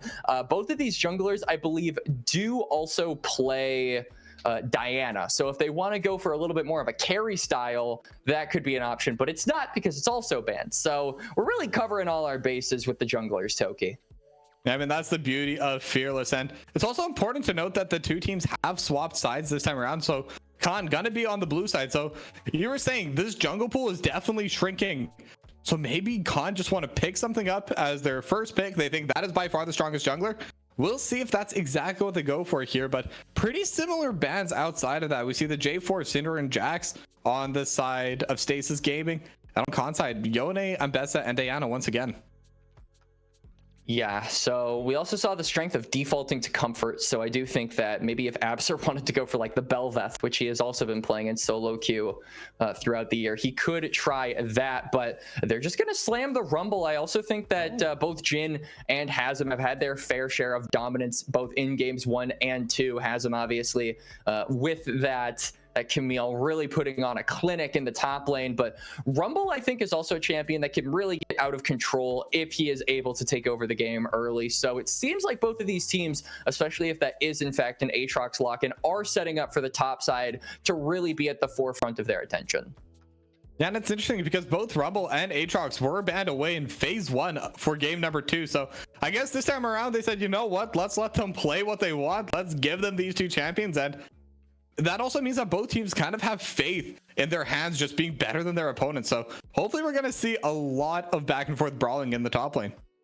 Varus lock in here blind, I really don't like. I think that this champion is I'm gonna be honest, Toki, I think it's kind of fake. I think Poke Varus lost its charm a while ago, and I think Ezreal is a much better option. Not only do you have the poke and the ability to, you know, lay down that damage from a distance, but also you just have the safety, right? Varus is immobile, and I feel like that is just a recipe for disaster, especially this early in the draft. So I think Ezreal is a much more safe pick, a much more stable champion in the bot lane, as Khan are going to go for the opposite of stability here in the jungle. They're going to hover the Lee Sin without really any kind of lockdown to back it up. So I feel like you need that here on 3. The Rise is a good response and a good blind at that, as a lot of its tougher matchups have been taken away. Azir is more or less a skill matchup, but can really leverage that range if the spacing from Exodia is good. Oh, but then looks like they're considering the victor. I mean, either way, my point was going to be that these are all pretty late game mages being locked in here. I mean, Rise definitely needs a couple items before he really comes online. Victor or Azir or whoever else they end up picking. Mel. Whoa. Okay. I mean, listen, this could be a Mel support, as we have seen Marauder actually pilot this one in the past, and I think this would be really interesting for them, especially because we haven't seen any bot lane champions picked up here by Khan. It does give Stasis Gaming Resurgence to just take away a lot of those champions that could give them trouble. You've got a poke lane with Ezreal and Mel, and the ability to take away a lot of those champions that could be troublesome, such as the Draven. I also wouldn't be surprised if they go for something a little bit more in your face on two, such as like a Samira or something like that, maybe a Twitch. But we'll have to wait and see what that last ban for them is going to be. As yeah, I like this a lot. I think that not only is this good lane pressure here for SGR, but it also means that you aren't really paying a ton of attention to it as the jungler. It's going to be the case of Mel Ezreal pushing up their counterparts into the turret, so you don't have to worry about ganking that if you are Mags, and that leaves him a lot of room to focus on this top side, get Hasm ahead, and put him in a position where he can carry, just like game number 2. Yeah, but what's interesting about this is this also means that Summit Gaming, or sorry, Stasis Gaming, they pushed down their jungler to 4-5. So it looks to be the Ivern or the Pantheon. You know what? I like We this should one. learn our lesson at this point. Let's just not talk about the hovers. Every other caster always brings it up because they're just going to be going through every single one. But my main point is they got the Poppy and the Volibear ban against them at the same time, just making it even harder to find a jungler that's going to be good for them this game. I think Vi is a decent pick, as Nefiri is actually going to be the lock-in.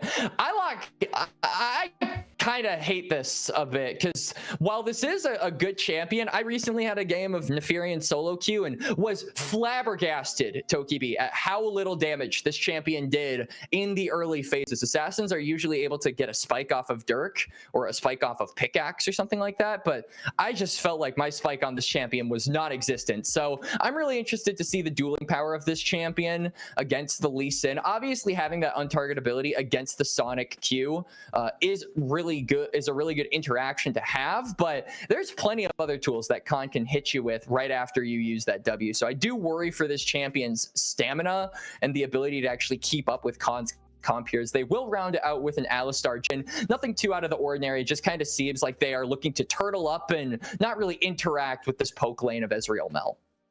Yeah, probably a smart play for them, but Jhin does lack a little bit of damage into It's tanks, Mel but mid.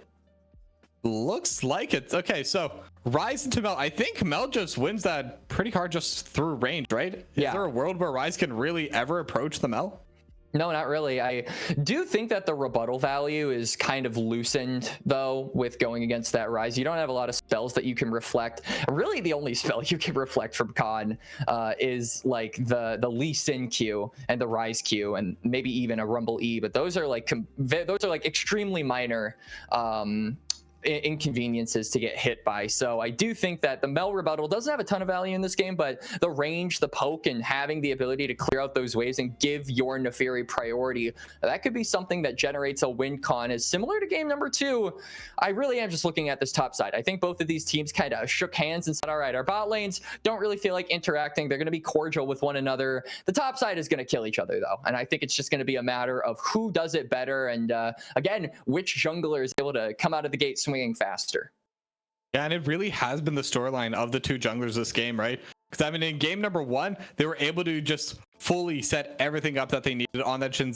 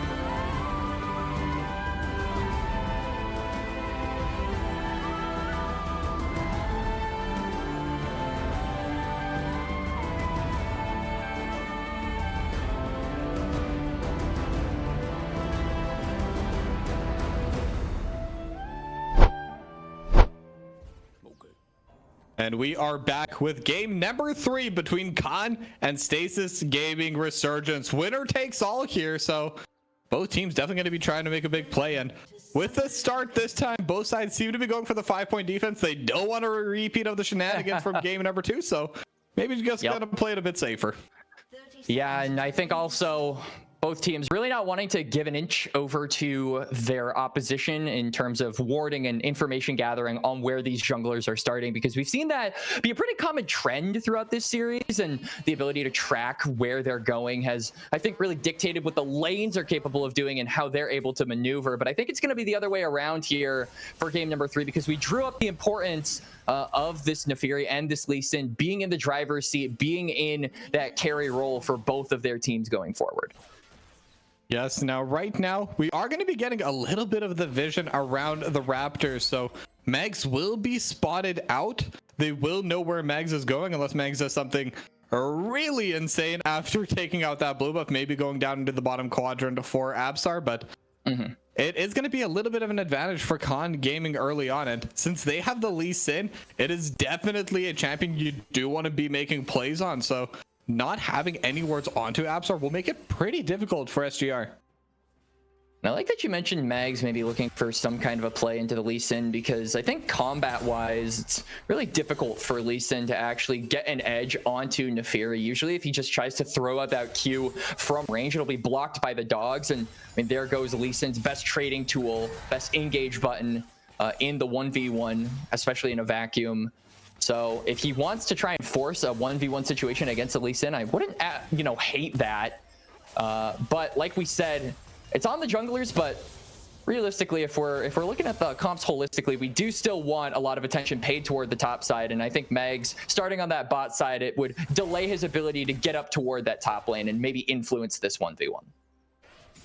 Yeah, definitely. But it looks like Absar is going to be going towards that bottom lane right now, just clearing every single camp on the way there. So not going to be breaking tempo like he did on the J4 in game number 1. But at the same time, because they had the ward on the Raptors, they know Mags is in that top half quadrant. They know that there could be a potential play coming out onto Jhin. But with the wave being pushed into Hazm, if Hazm's able to hold it, there could still be that angle. It could, and obviously Aatrox's one of the better champions when it comes to having that setup. You've got the knockups, you've got the Infernal Chain, so a bunch of resources to allow Naafiri to close that gap and create that space. Can't really say that there are a bunch of angles for Absar though. On the other side, you can see that Ezreal and Rel really not in the mood for trading. This is kind of to be expected. We didn't really anticipate a lot of action here in the 2v2s, and not a lot of attention being paid up either by the junglers in regards to that 2v2. So I don't think Absar is going to deviate from his pathing whatsoever, and probably isn't going to be, paying any attention to this lane at the moment, just keeping himself away from possible vision placed by Stasis Gaming Resurgence, and keeping himself and his presence in Enigma. He wants to make sure they're as blind as him. Yep, and it looks like Absar actually had a little bit of help from Mr. Kiwiism towards the bot side, because it looks like they are, just like you said, afraid of Mags there in that 1v1. So as long as the Alistar's in the area, there's not too much Mags could have done. But obviously, since they're both on opposite sides, they're both just going to do a full clear of their 7 camps and then reset. So bit of a different buy coming out from both teams, but Absar did finish the camps first and is immediately running to the top side. So I'm wondering if there is going to be a potential top lane play, or maybe just looking towards the mid lane. Just trying to probably protect that push generated by General Zilliana, making sure that the Rise can crash that wave before inevitably going back onto his own camps. I think that he's just trying to make sure his lanes are in a good state. You don't necessarily need to be actively hitting the enemy laner in the face in order to make that a reality. Yeah, pretty heavy trading in the top side right now. I mean, Jhin was up pretty hard before that, but now Hazm was able to kind of even it out a little bit. But both sides are still safely farming. Both sides are still kind of within their own control in the top side. They're not getting absolutely bullied in. But no resets coming out either. Jhin just being that absolute nuisance that we all know Rumble players love to be, just consistently poking behind their wave, just making sure that top lane is as hard as possible to play. Look at Absar. Yeah, Absar looking towards Mags. Teleport is there from Exodia, but I mean, you could see that Kiwiism is actually right behind his support, or right behind his jungler, rather. So it's going to just be trying to force that issue. Will be able to land the Sonic Wave, but Mags able to jump wave. Will fail the flash, though. So just like that, Mags is going to go down to the first blood. General Ziliana going to pick that kill up. Really good movement there from Kiwiism, understanding that really it's about this top side, and so he roams immediately, and he's not going to stop. Now Hasm is under the tower. He tries to TP. Yeah, will not be able to TP out, but Exodia got that kill? Yeah. Wait, what? I'm not sure how that happened, but I mean, sure, why not? I guess maybe in that previous exchange of the jungle, Exodia was the last one to hit Mr. Kiwiism and hasn't just never got any damage off, but I guess that's the best way to get a kill as a mid laner. I am really curious to see how that happened, because that... Oh, but now Marco's going to be here. Crashdown's going to be there. Shattering Strike is going to land. Do they have the damage, though? Because right now, Mr. Kiwiism is also in the area, and with the Golden Clips, Exodia going to be able to get a second kill of the game. Yeah, Exodia 2-0. Should be 1-0, but is 2-0 on the Mel here. Will be able to crash this wave as well. Recently went for the reset, so I think he can go for the recall here, but also could have the option to help out with the dragon, but it's already low enough. It gets claimed by Stasis giving Resurgence. So battle lines have been drawn here, Toki. It seems like both teams have it in them to play around the top side. Be coming through, and they found Mr. Kiwiism, and Mags wanted that kill, but again, Exodia 3-0 now on this Mel. This is exactly where you want to be, and that's going to be the feat of warfare as well. Yeah, it's really good for setting up Mel. And also, not only that, but Mel getting those items means that those waves are just so easy to clear. This will allow Exodia to roam up with his jungler and make some plays with Mags, as Nefiri hasn't really had the opportunity to look for an aggressive play yet as Jhin. Yeah, just going to be burning down Hasm, but curtains are going to be called towards the bot lane. Mags was in the area.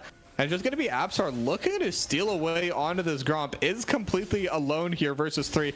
I'm not sure if this is going to be doable, but with Mr. Kiwiism and Rizzy walking up, Bobby is low HP. We see General Ziliana roaming down. Should just be theirs, but Equalizer in the top lane. World Ender as well. Do they want to go for this all in? And Jhin flashing forward has the overheat damage coming through, but Hasm is still alive and flash forward with a Darkened Blade. It's going to be a solo bolo to Hasm. And I think Jhin slightly mismanaged his heat there. He didn't overheat on the flamethrower, so he just had to rely on auto attacks to get the job done. This allowed Hasm to get his Q off of cooldown, create the space, and he slam dunks the sword into the skull of Jhin. A solo on the top side, and a major win condition furthered here for Stasis Gaming Resurgence. Yeah, and once again, we're not getting a complete repeat of game number 2 there, but they're winning in the top side. Hasm got that solo kill, should have an easier time in the lane now with that extra gold. And Exodia just starting to get super strong as well. All lanes starting to look pretty strong for Stasis, minus their bot lane, but like you said, bot lane really doesn't matter this time. Yeah, I mean, the Ezreal just kind of scaling with the items. And I mean, you can see that Absar, I think, understands his current predicament now with, you know, SGR being ahead on the top side. He isn't immediately ripping for those grubs, knowing that Marcotte is, you know, not on vision. This Rel is probably roaming top, and they're just frankly stronger on this part of the map. But they're going to be looking towards Marcotte. Sonic Wave not going to be able to land, and that's a good chunk of the damage. Now Crash down will force out the flash from Absar. And now that Exodia is here, it is so hard for them to walk up just because of the range from the Radiant Volley. You can see that Jhin is on the side, but doesn't have the equalizer, so I think the Rumble is going to find it hard to actually join up in this fight if there is one. But they're slowly encircling SGR on this objective. Yeah, they really need to be careful about pulling the trigger like you said, though. Well, this Keyboom is going to be going into Equalizer, almost going to be up, and Crashdown is going to find 2, and the Golden Clip's not able to find a kill, but they don't gonna even need it. Abs are gonna go down. Mr. Kiwism gonna go down. Jin gonna be able to trade one back, but that's all they're gonna be able to trade back. And now General Ziliana gonna get hit once more, and it's a double kill for Hazem, and they're just absolutely blowing this game wide open on Stasis. And Khan, you did not need to go for that fight. You give up the grubs. You live to fight another day. You look for another angle, but instead, they know they're down in resources. They know they're down in gold, but they take the fight anyway. And now, SGR are 3K gold in the lead. Khan are bleeding here 10 minutes into the game. And it feels like it's only going to get worse. We talk about the scaling element of this Ezreal, but the same is true all across the board for SGR's comp. You've got the Mel, you've got the Aatrox. You can't give these guys a leg early because they are just going to take the entire damn thing. And we're seeing that here in real time. Dragon up in about a minute. Khan, I beg of you, please do not fight this. I think Absor just felt like they had to take that. And with Jin's equalizer almost being up, maybe they thought they could, but it was just slightly missed time. Jin just needed a couple more seconds, but SGR didn't give them those few seconds. Those grubs were almost completely down already, and then Mr. Kiwism just going with that Hex Flash. I mean, I think it's, again, one of those situations. They feel like they have to make something happen, so they take a bad play, which is just going to increase their desperation. And I do think that with Dragon coming up, they're probably not going to look to fight it. I mean, you have Prio on the bot side, and Max is actually on the top side here, so maybe wanting to look to influence this 1v1 rather than the Dragon, as Hazem is really testing his luck here. I mean, pops the Maw. So yeah, but it's still trading quite well and will push out the wave enough. So Max is going to be able to sneak in, but Absor also towards the top side. Ziliana coming in as well. The Realm Warp is available, but it is going to be pinged out. So Hazem and Mags, they're just going to reset. They know they don't need to take any risks right now, and they're just going to go home and buy. There are a couple of wards there by SGR around the Dragon, so maybe just deducing that Absor isn't on the Dragon as well. But they may have found an angle. Bobby starting to get super low. Magnastorm is going to be there, but fortunately Bobby flashing in is going to be deleted by Rizzy, and now Marcot could be in a bad spot as well. Pulverize is there. They will call the curtains, but Mags is on the way. Mr. Kiwism goes down to the turret. Mags going to be able to trade this back, so it's a 2-for-2 all day. Bobby with the accidental aim of the True Shot Barrage, they don't want to see me fall. Stephen Curry on my ball. If you know the edit, if you know, you know, is a little bit of an unfortunate one there for the SGR bot laner, but luckily I think Mags and Marcotte managed to salvage the situation. A Realm Warp coming up. Equalizer's there as well, and Hazem gonna flash away, but it's still gonna get caught by the Rune Prison, but should have the safety of the turn. Trying to turn this around, actually. Hazem gonna be able to get one, and now has the HP advantage as well. Jin trying to run away, will be forced to flash away, and the World Ender ends, so the bonus move speed's no longer there, but will be looking for the snipe. Hazem not gonna be able to land the Darkin Blade, but still getting the 1 kill in a 1v2. And Hazem is ending the world of Khan on this top side. They invest 2, but they come back with only 1. Dragon going to be claimed as well. SGR. This is exactly what we saw in game number 2. It just feels like their lanes are so much more dominant in a vacuum. They continue to win out on a lot of these trades. I think that Hazem was so smart to go for that Mob Memortius for his first item. There's so many Aatroxes I would know that would just ego things like the Eclipse and opt for that instead. But I think he was really smart with his build path, and the value has just been so instrumental for the current state of this lane. We've seen it pop so many times, but I mean, those pops are a good thing. That could have been death for the Aatrox every time the Maw, you know, got its little shield down. So really like to see this from Hazem, taking the top lane matchup and running away with it. This is also allowing SGR to, like we just saw, you know, make plays on the bot side, and maybe they're going to look for a dive here. Yeah, Rizzy already super low. Hex Slash going out over top, and they're just going to go straight on to Rizzy. Magnastorm not able to catch out the Jin, and Rizzy still alive. Mr. Kiwism doing some very, very nice work to keep the team off of Rizzy, and without the mana, they may not have a play, but Hyzum in the top lane trying to run away, has World Enders, Market going down to the bot lane, and Hyzum trying to make the play happen, but Absar going to be stronger, and Bobby has no mana. General Ziliana is going to be there, just needs one more spell, or give it to Rizzy, doesn't matter. General Ziliana going to pick up the kill, and it's 3-0 across the map for Khan.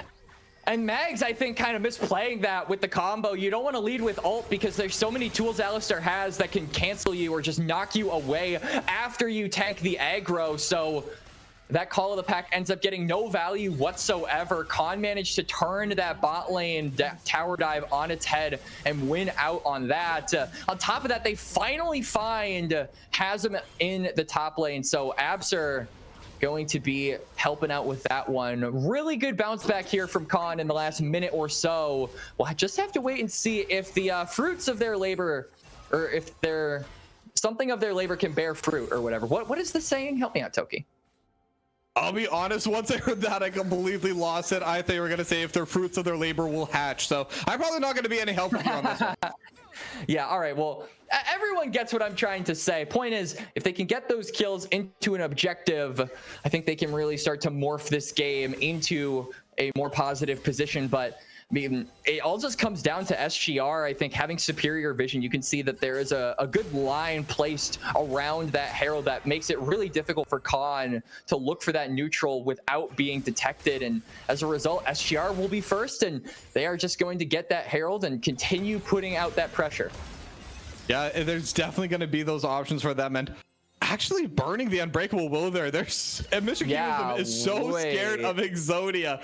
I mean, this Mel is 502. It's a very terrifying Mel right now. Already at 2 items at 16 minutes. And we know with that execute on Golden Eclipse, it is a very strong 2 items as well. Now, they do have 2 dragons. Next objective is going to be the 3rd dragon, the Mountain Drakes, spawning in about 1:40. So they could look for a play on the top side, but after that, I think Mags needs to run down to the bot lane and maybe they can find a play, but no dive going to be coming through here. Yeah, you can see that Kiwism is running to protect a possibility of that dive that you mentioned, Toki. So they will be peeled off of that for now. Dragon coming up in a little over a minute. I think that SGR having that Herald should be able to buy themselves some pressure onto Khan, where they're going to force them to respond to that being popped, and that'll allow them to take control of that section of the map ahead of the dragon. And this is kind of a theme that we touched on in game number 2, Toki, where we said the team that is first to the objective, who is able to kind of dig in the trenches before their opposition, really seems to be the team that usually ends up winning the fight. And I feel like that still rings true here for game number 3, because you've got the Mel, you've got the Rel, that rhymes, and just the CC that they provide makes it really dangerous for Khan to actually face check. Though I will say Alistar does alleviate some of that, but still, you don't want to be popping that Unbreakable Will right out of the gate. No, definitely not. And this, as soon as that's popped, Stasis Gaming, they could even just kite backwards. They have a very strong kiting team as well. And then once it's gone, it's gone. Without Unbreakable Will, they really can't walk forward. They don't have any true tank outside of that Alistar with the ultimate, but they will be able to brute force their way in towards this river. They will get first move towards the dragon, but a lot of TPs coming through. Exodia going to be TPing towards the mid wave, and Hasm going to be TPing towards the bottom. So a little bit of a sneaky switcheroo, as now they're looking towards Mr. Kiwism. I don't think they want the all-in, but half of this Alistar's health gone just from the start. Yeah, Alistar now, I think, really going to be a tough situation for him to join the fight. They're going to end up giving over this dragon, and now it's just about them being put on a timer, right? You've got 5 minutes to try and morph the game a little bit in your favor, be strong enough to actually fight for this 4th dragon, because it's been pretty solid with the souls throughout this series. And I feel like game number 4, we're dealing with the Hex Tech, so that one is pretty good as well. You do definitely want to respond to that, but you as Khan, you need a little bit more oomph before you can actually challenge SGR. Yeah, and this Hextech Soul is so good for Pocomps as well. I mean, Exodia and Bobby are going to have no issues at all consistently proccing that. It'll set the other up for even more damage over top. It's just going to be a rain of DPS and slow just going on top of Khan. So they really need to make sure that they do not allow the Soul to go over. But with the current state of the game, with the current lead that SGR have, how does Khan even prevent this dragon from going over? It's pretty tough, but I mean, you've got scaling elements on your team, right? We talk about the Lee Sin being able to land those sonic kicks with the crowd control provided to you by your Alistar and by your Rise. Speaking of Rise, getting caught out a little bit here. Hasm does so much damage, but with the extra move speed, we'll be able to just back away. But still, that's about 80% of General Ziliana's health just completely removed from an even trade. Yep, good stuff from Hasm. Just showing the Rise who's boss. Gonna force him to reset and maybe rethink side laning without knowing where the Aatrox is. As speaking of side lanes, that is where the Otacon spawns on the top side. SGR, curiously enough, don't actually really have vision around this objective. They are, for what feels like the first time this game, walking in blind. That maybe is a angle that Khan can try to exploit. As you can see, they are just trying to prevent Megs from taking control of this Tribush. Yeah, but they'll still be able to brute force their way in. Exodia just offering so much range, so much damage that they kind of have to back away because they just can't hold the bush on its own. Because if they try to, Exodia is just going to delete whoever's in that brush. So you have to walk backwards. And if you walk backwards, Exodia is going to walk forwards. And it's just cat and mouse, but Exodia is always going to win in that trade. Yeah, that definitely feels like the current predicament here of Khan. As I do wonder when this Otacon is actually going to be focused on. You can see that little ward is... Oh, hang on. Oh, Hasm. Yeah, General Ziliana going to be caught out, but there's no turret close by this time. World Ender going to be popped. General Ziliana trying to run away, gets the shield, but Absolar's here. It's 1v2, but I don't think Hasm cares. We'll force the flash, and now the Dragon King going to kick it into General Ziliana. Hasm going to be able to get one as they're starting the Otacon on the other side of the map. I think Absolar was just trying to save General Ziliana, but unfortunately made sure he went down. But now might be trying to make this play go the other way. There's a TP coming through from Jen as well. Sonic Wave is going to land as Absolar gonna jump forward. Now the equalizer's over the top. They have so much damage coming through. Can Hasm actually die? And the answer is yes. They're gonna give that kill over to the Jin, but they do lose the Otacon, and they are gonna lose a lot of pressure in the top lane. Yeah, holy worth. Hasm is a martyr for his team. He dies for the cause as SGR advance on the bot side, and they're the team with the grub. So even if Khan wanted to continue their push on the bot side of the map, they would not be nearly as successful without those grubs in hand. It'll be a turret going over to SGR. It'll be the Otacon as well, as Hasm sets the Avengers on him. Yeah, and Hasm still gets the 1-for-1 trade. I mean, we saw Hasm in game 2 of the Camille. I mean, just an absolutely amazing mechanical play coming out of Hasm this entire series, not just this game.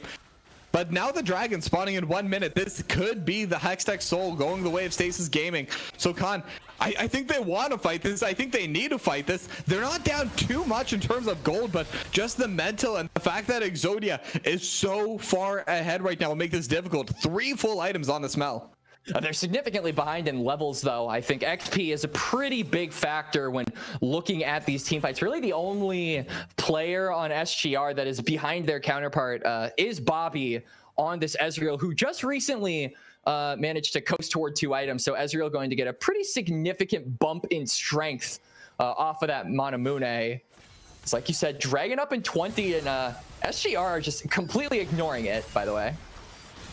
Yeah, they are, but everyone warps in towards the mid lane. They're looking for the play, but now Exodia is going to be here, and they just kind of gave away the path into the river. So there's just going to be Stasis Gaming's Resurgences. I think they were trying to give it and take the top tier 3, but we'll take it.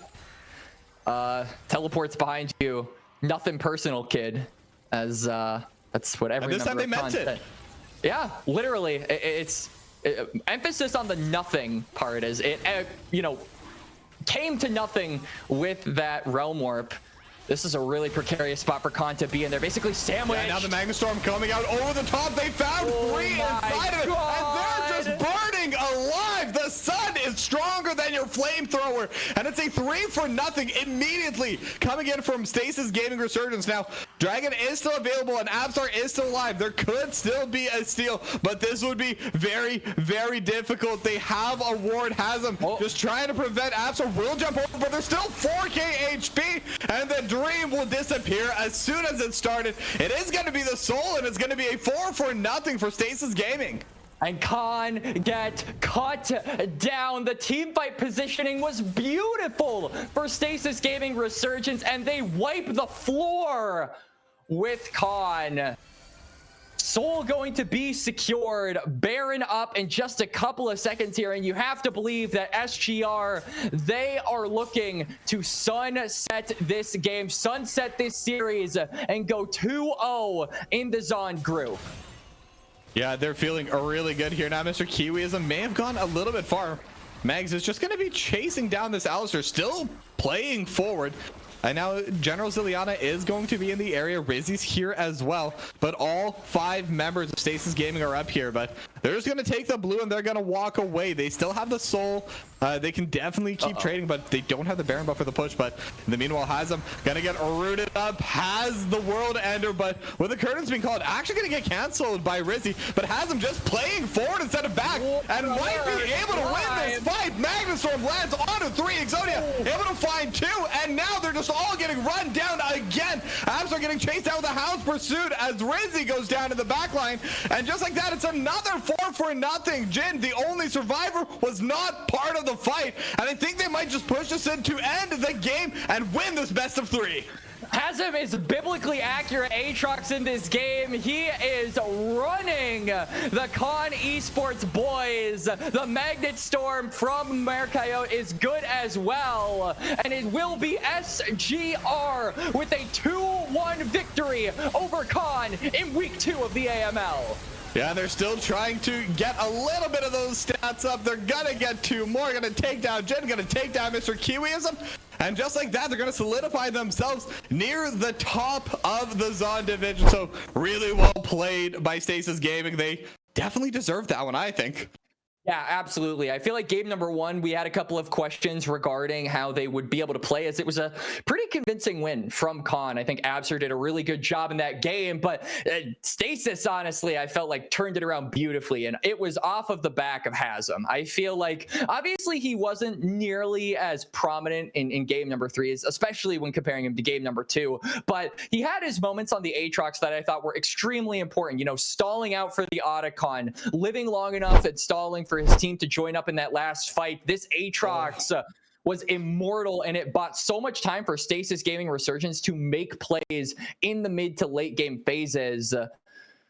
Yeah, that gold graph telling a story not nearly as up and down as games 1 and 2. As you can see, 24 minutes onward, it just grew and grew and grew. You're looking at the gold graph. I'm looking at the damage graph because Hasm, once again, by far the big damage dealer of the game. This is where we had a Mel. Very long range poke, very easy to land your damage, have 7 kills, be 7-0, and still less than half of what Hasm was able to bring. What an insane performance today. Yeah, absolutely. He's definitely my MVP of this series, but honestly, no question. Really good showing from Stasis Gaming Resurgence all around. Loved what they brought to the table, and we'll definitely be looking out for them in the future, as I do think that the regular season is, you know, more so on the shorter end. So we really are looking at teams that start up 2-0 as potential big boys going into those playoffs. Obviously, that is still a conversation that is far away. We haven't yet rounded that corner, but you can't help but get hyped about some of these teams that come out of the gate swinging in the season.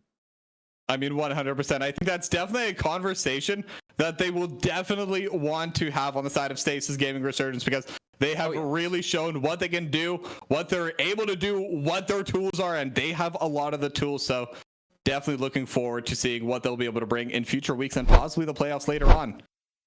But yeah, for sure.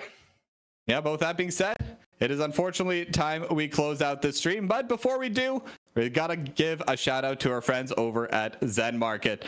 Zen Market is your one-stop solution for buying products directly from Japan. They'll help you buy items from over 10,000 shops in Japan, as well as place bids on auctions on your behalf. They'll even consolidate all your items safely into one box and can ship internationally. They provide excellent customer service in 19 languages, which is why Zen Market is trusted by over 2 million users worldwide. Check the panel below the stream or click the link in the chat to try them out now. And also, if you sign up with promo code Aegis, you'll get 1,000 yen off your first international shipping fee. And if that's not enough, if you do decide to make a purchase on Zen Market, use code Aegis25 to get 25% off your first purchase. Thank you very much, Zen Market, for sponsoring Aegis. Thank you all for coming out tonight, and we hope to see you next week.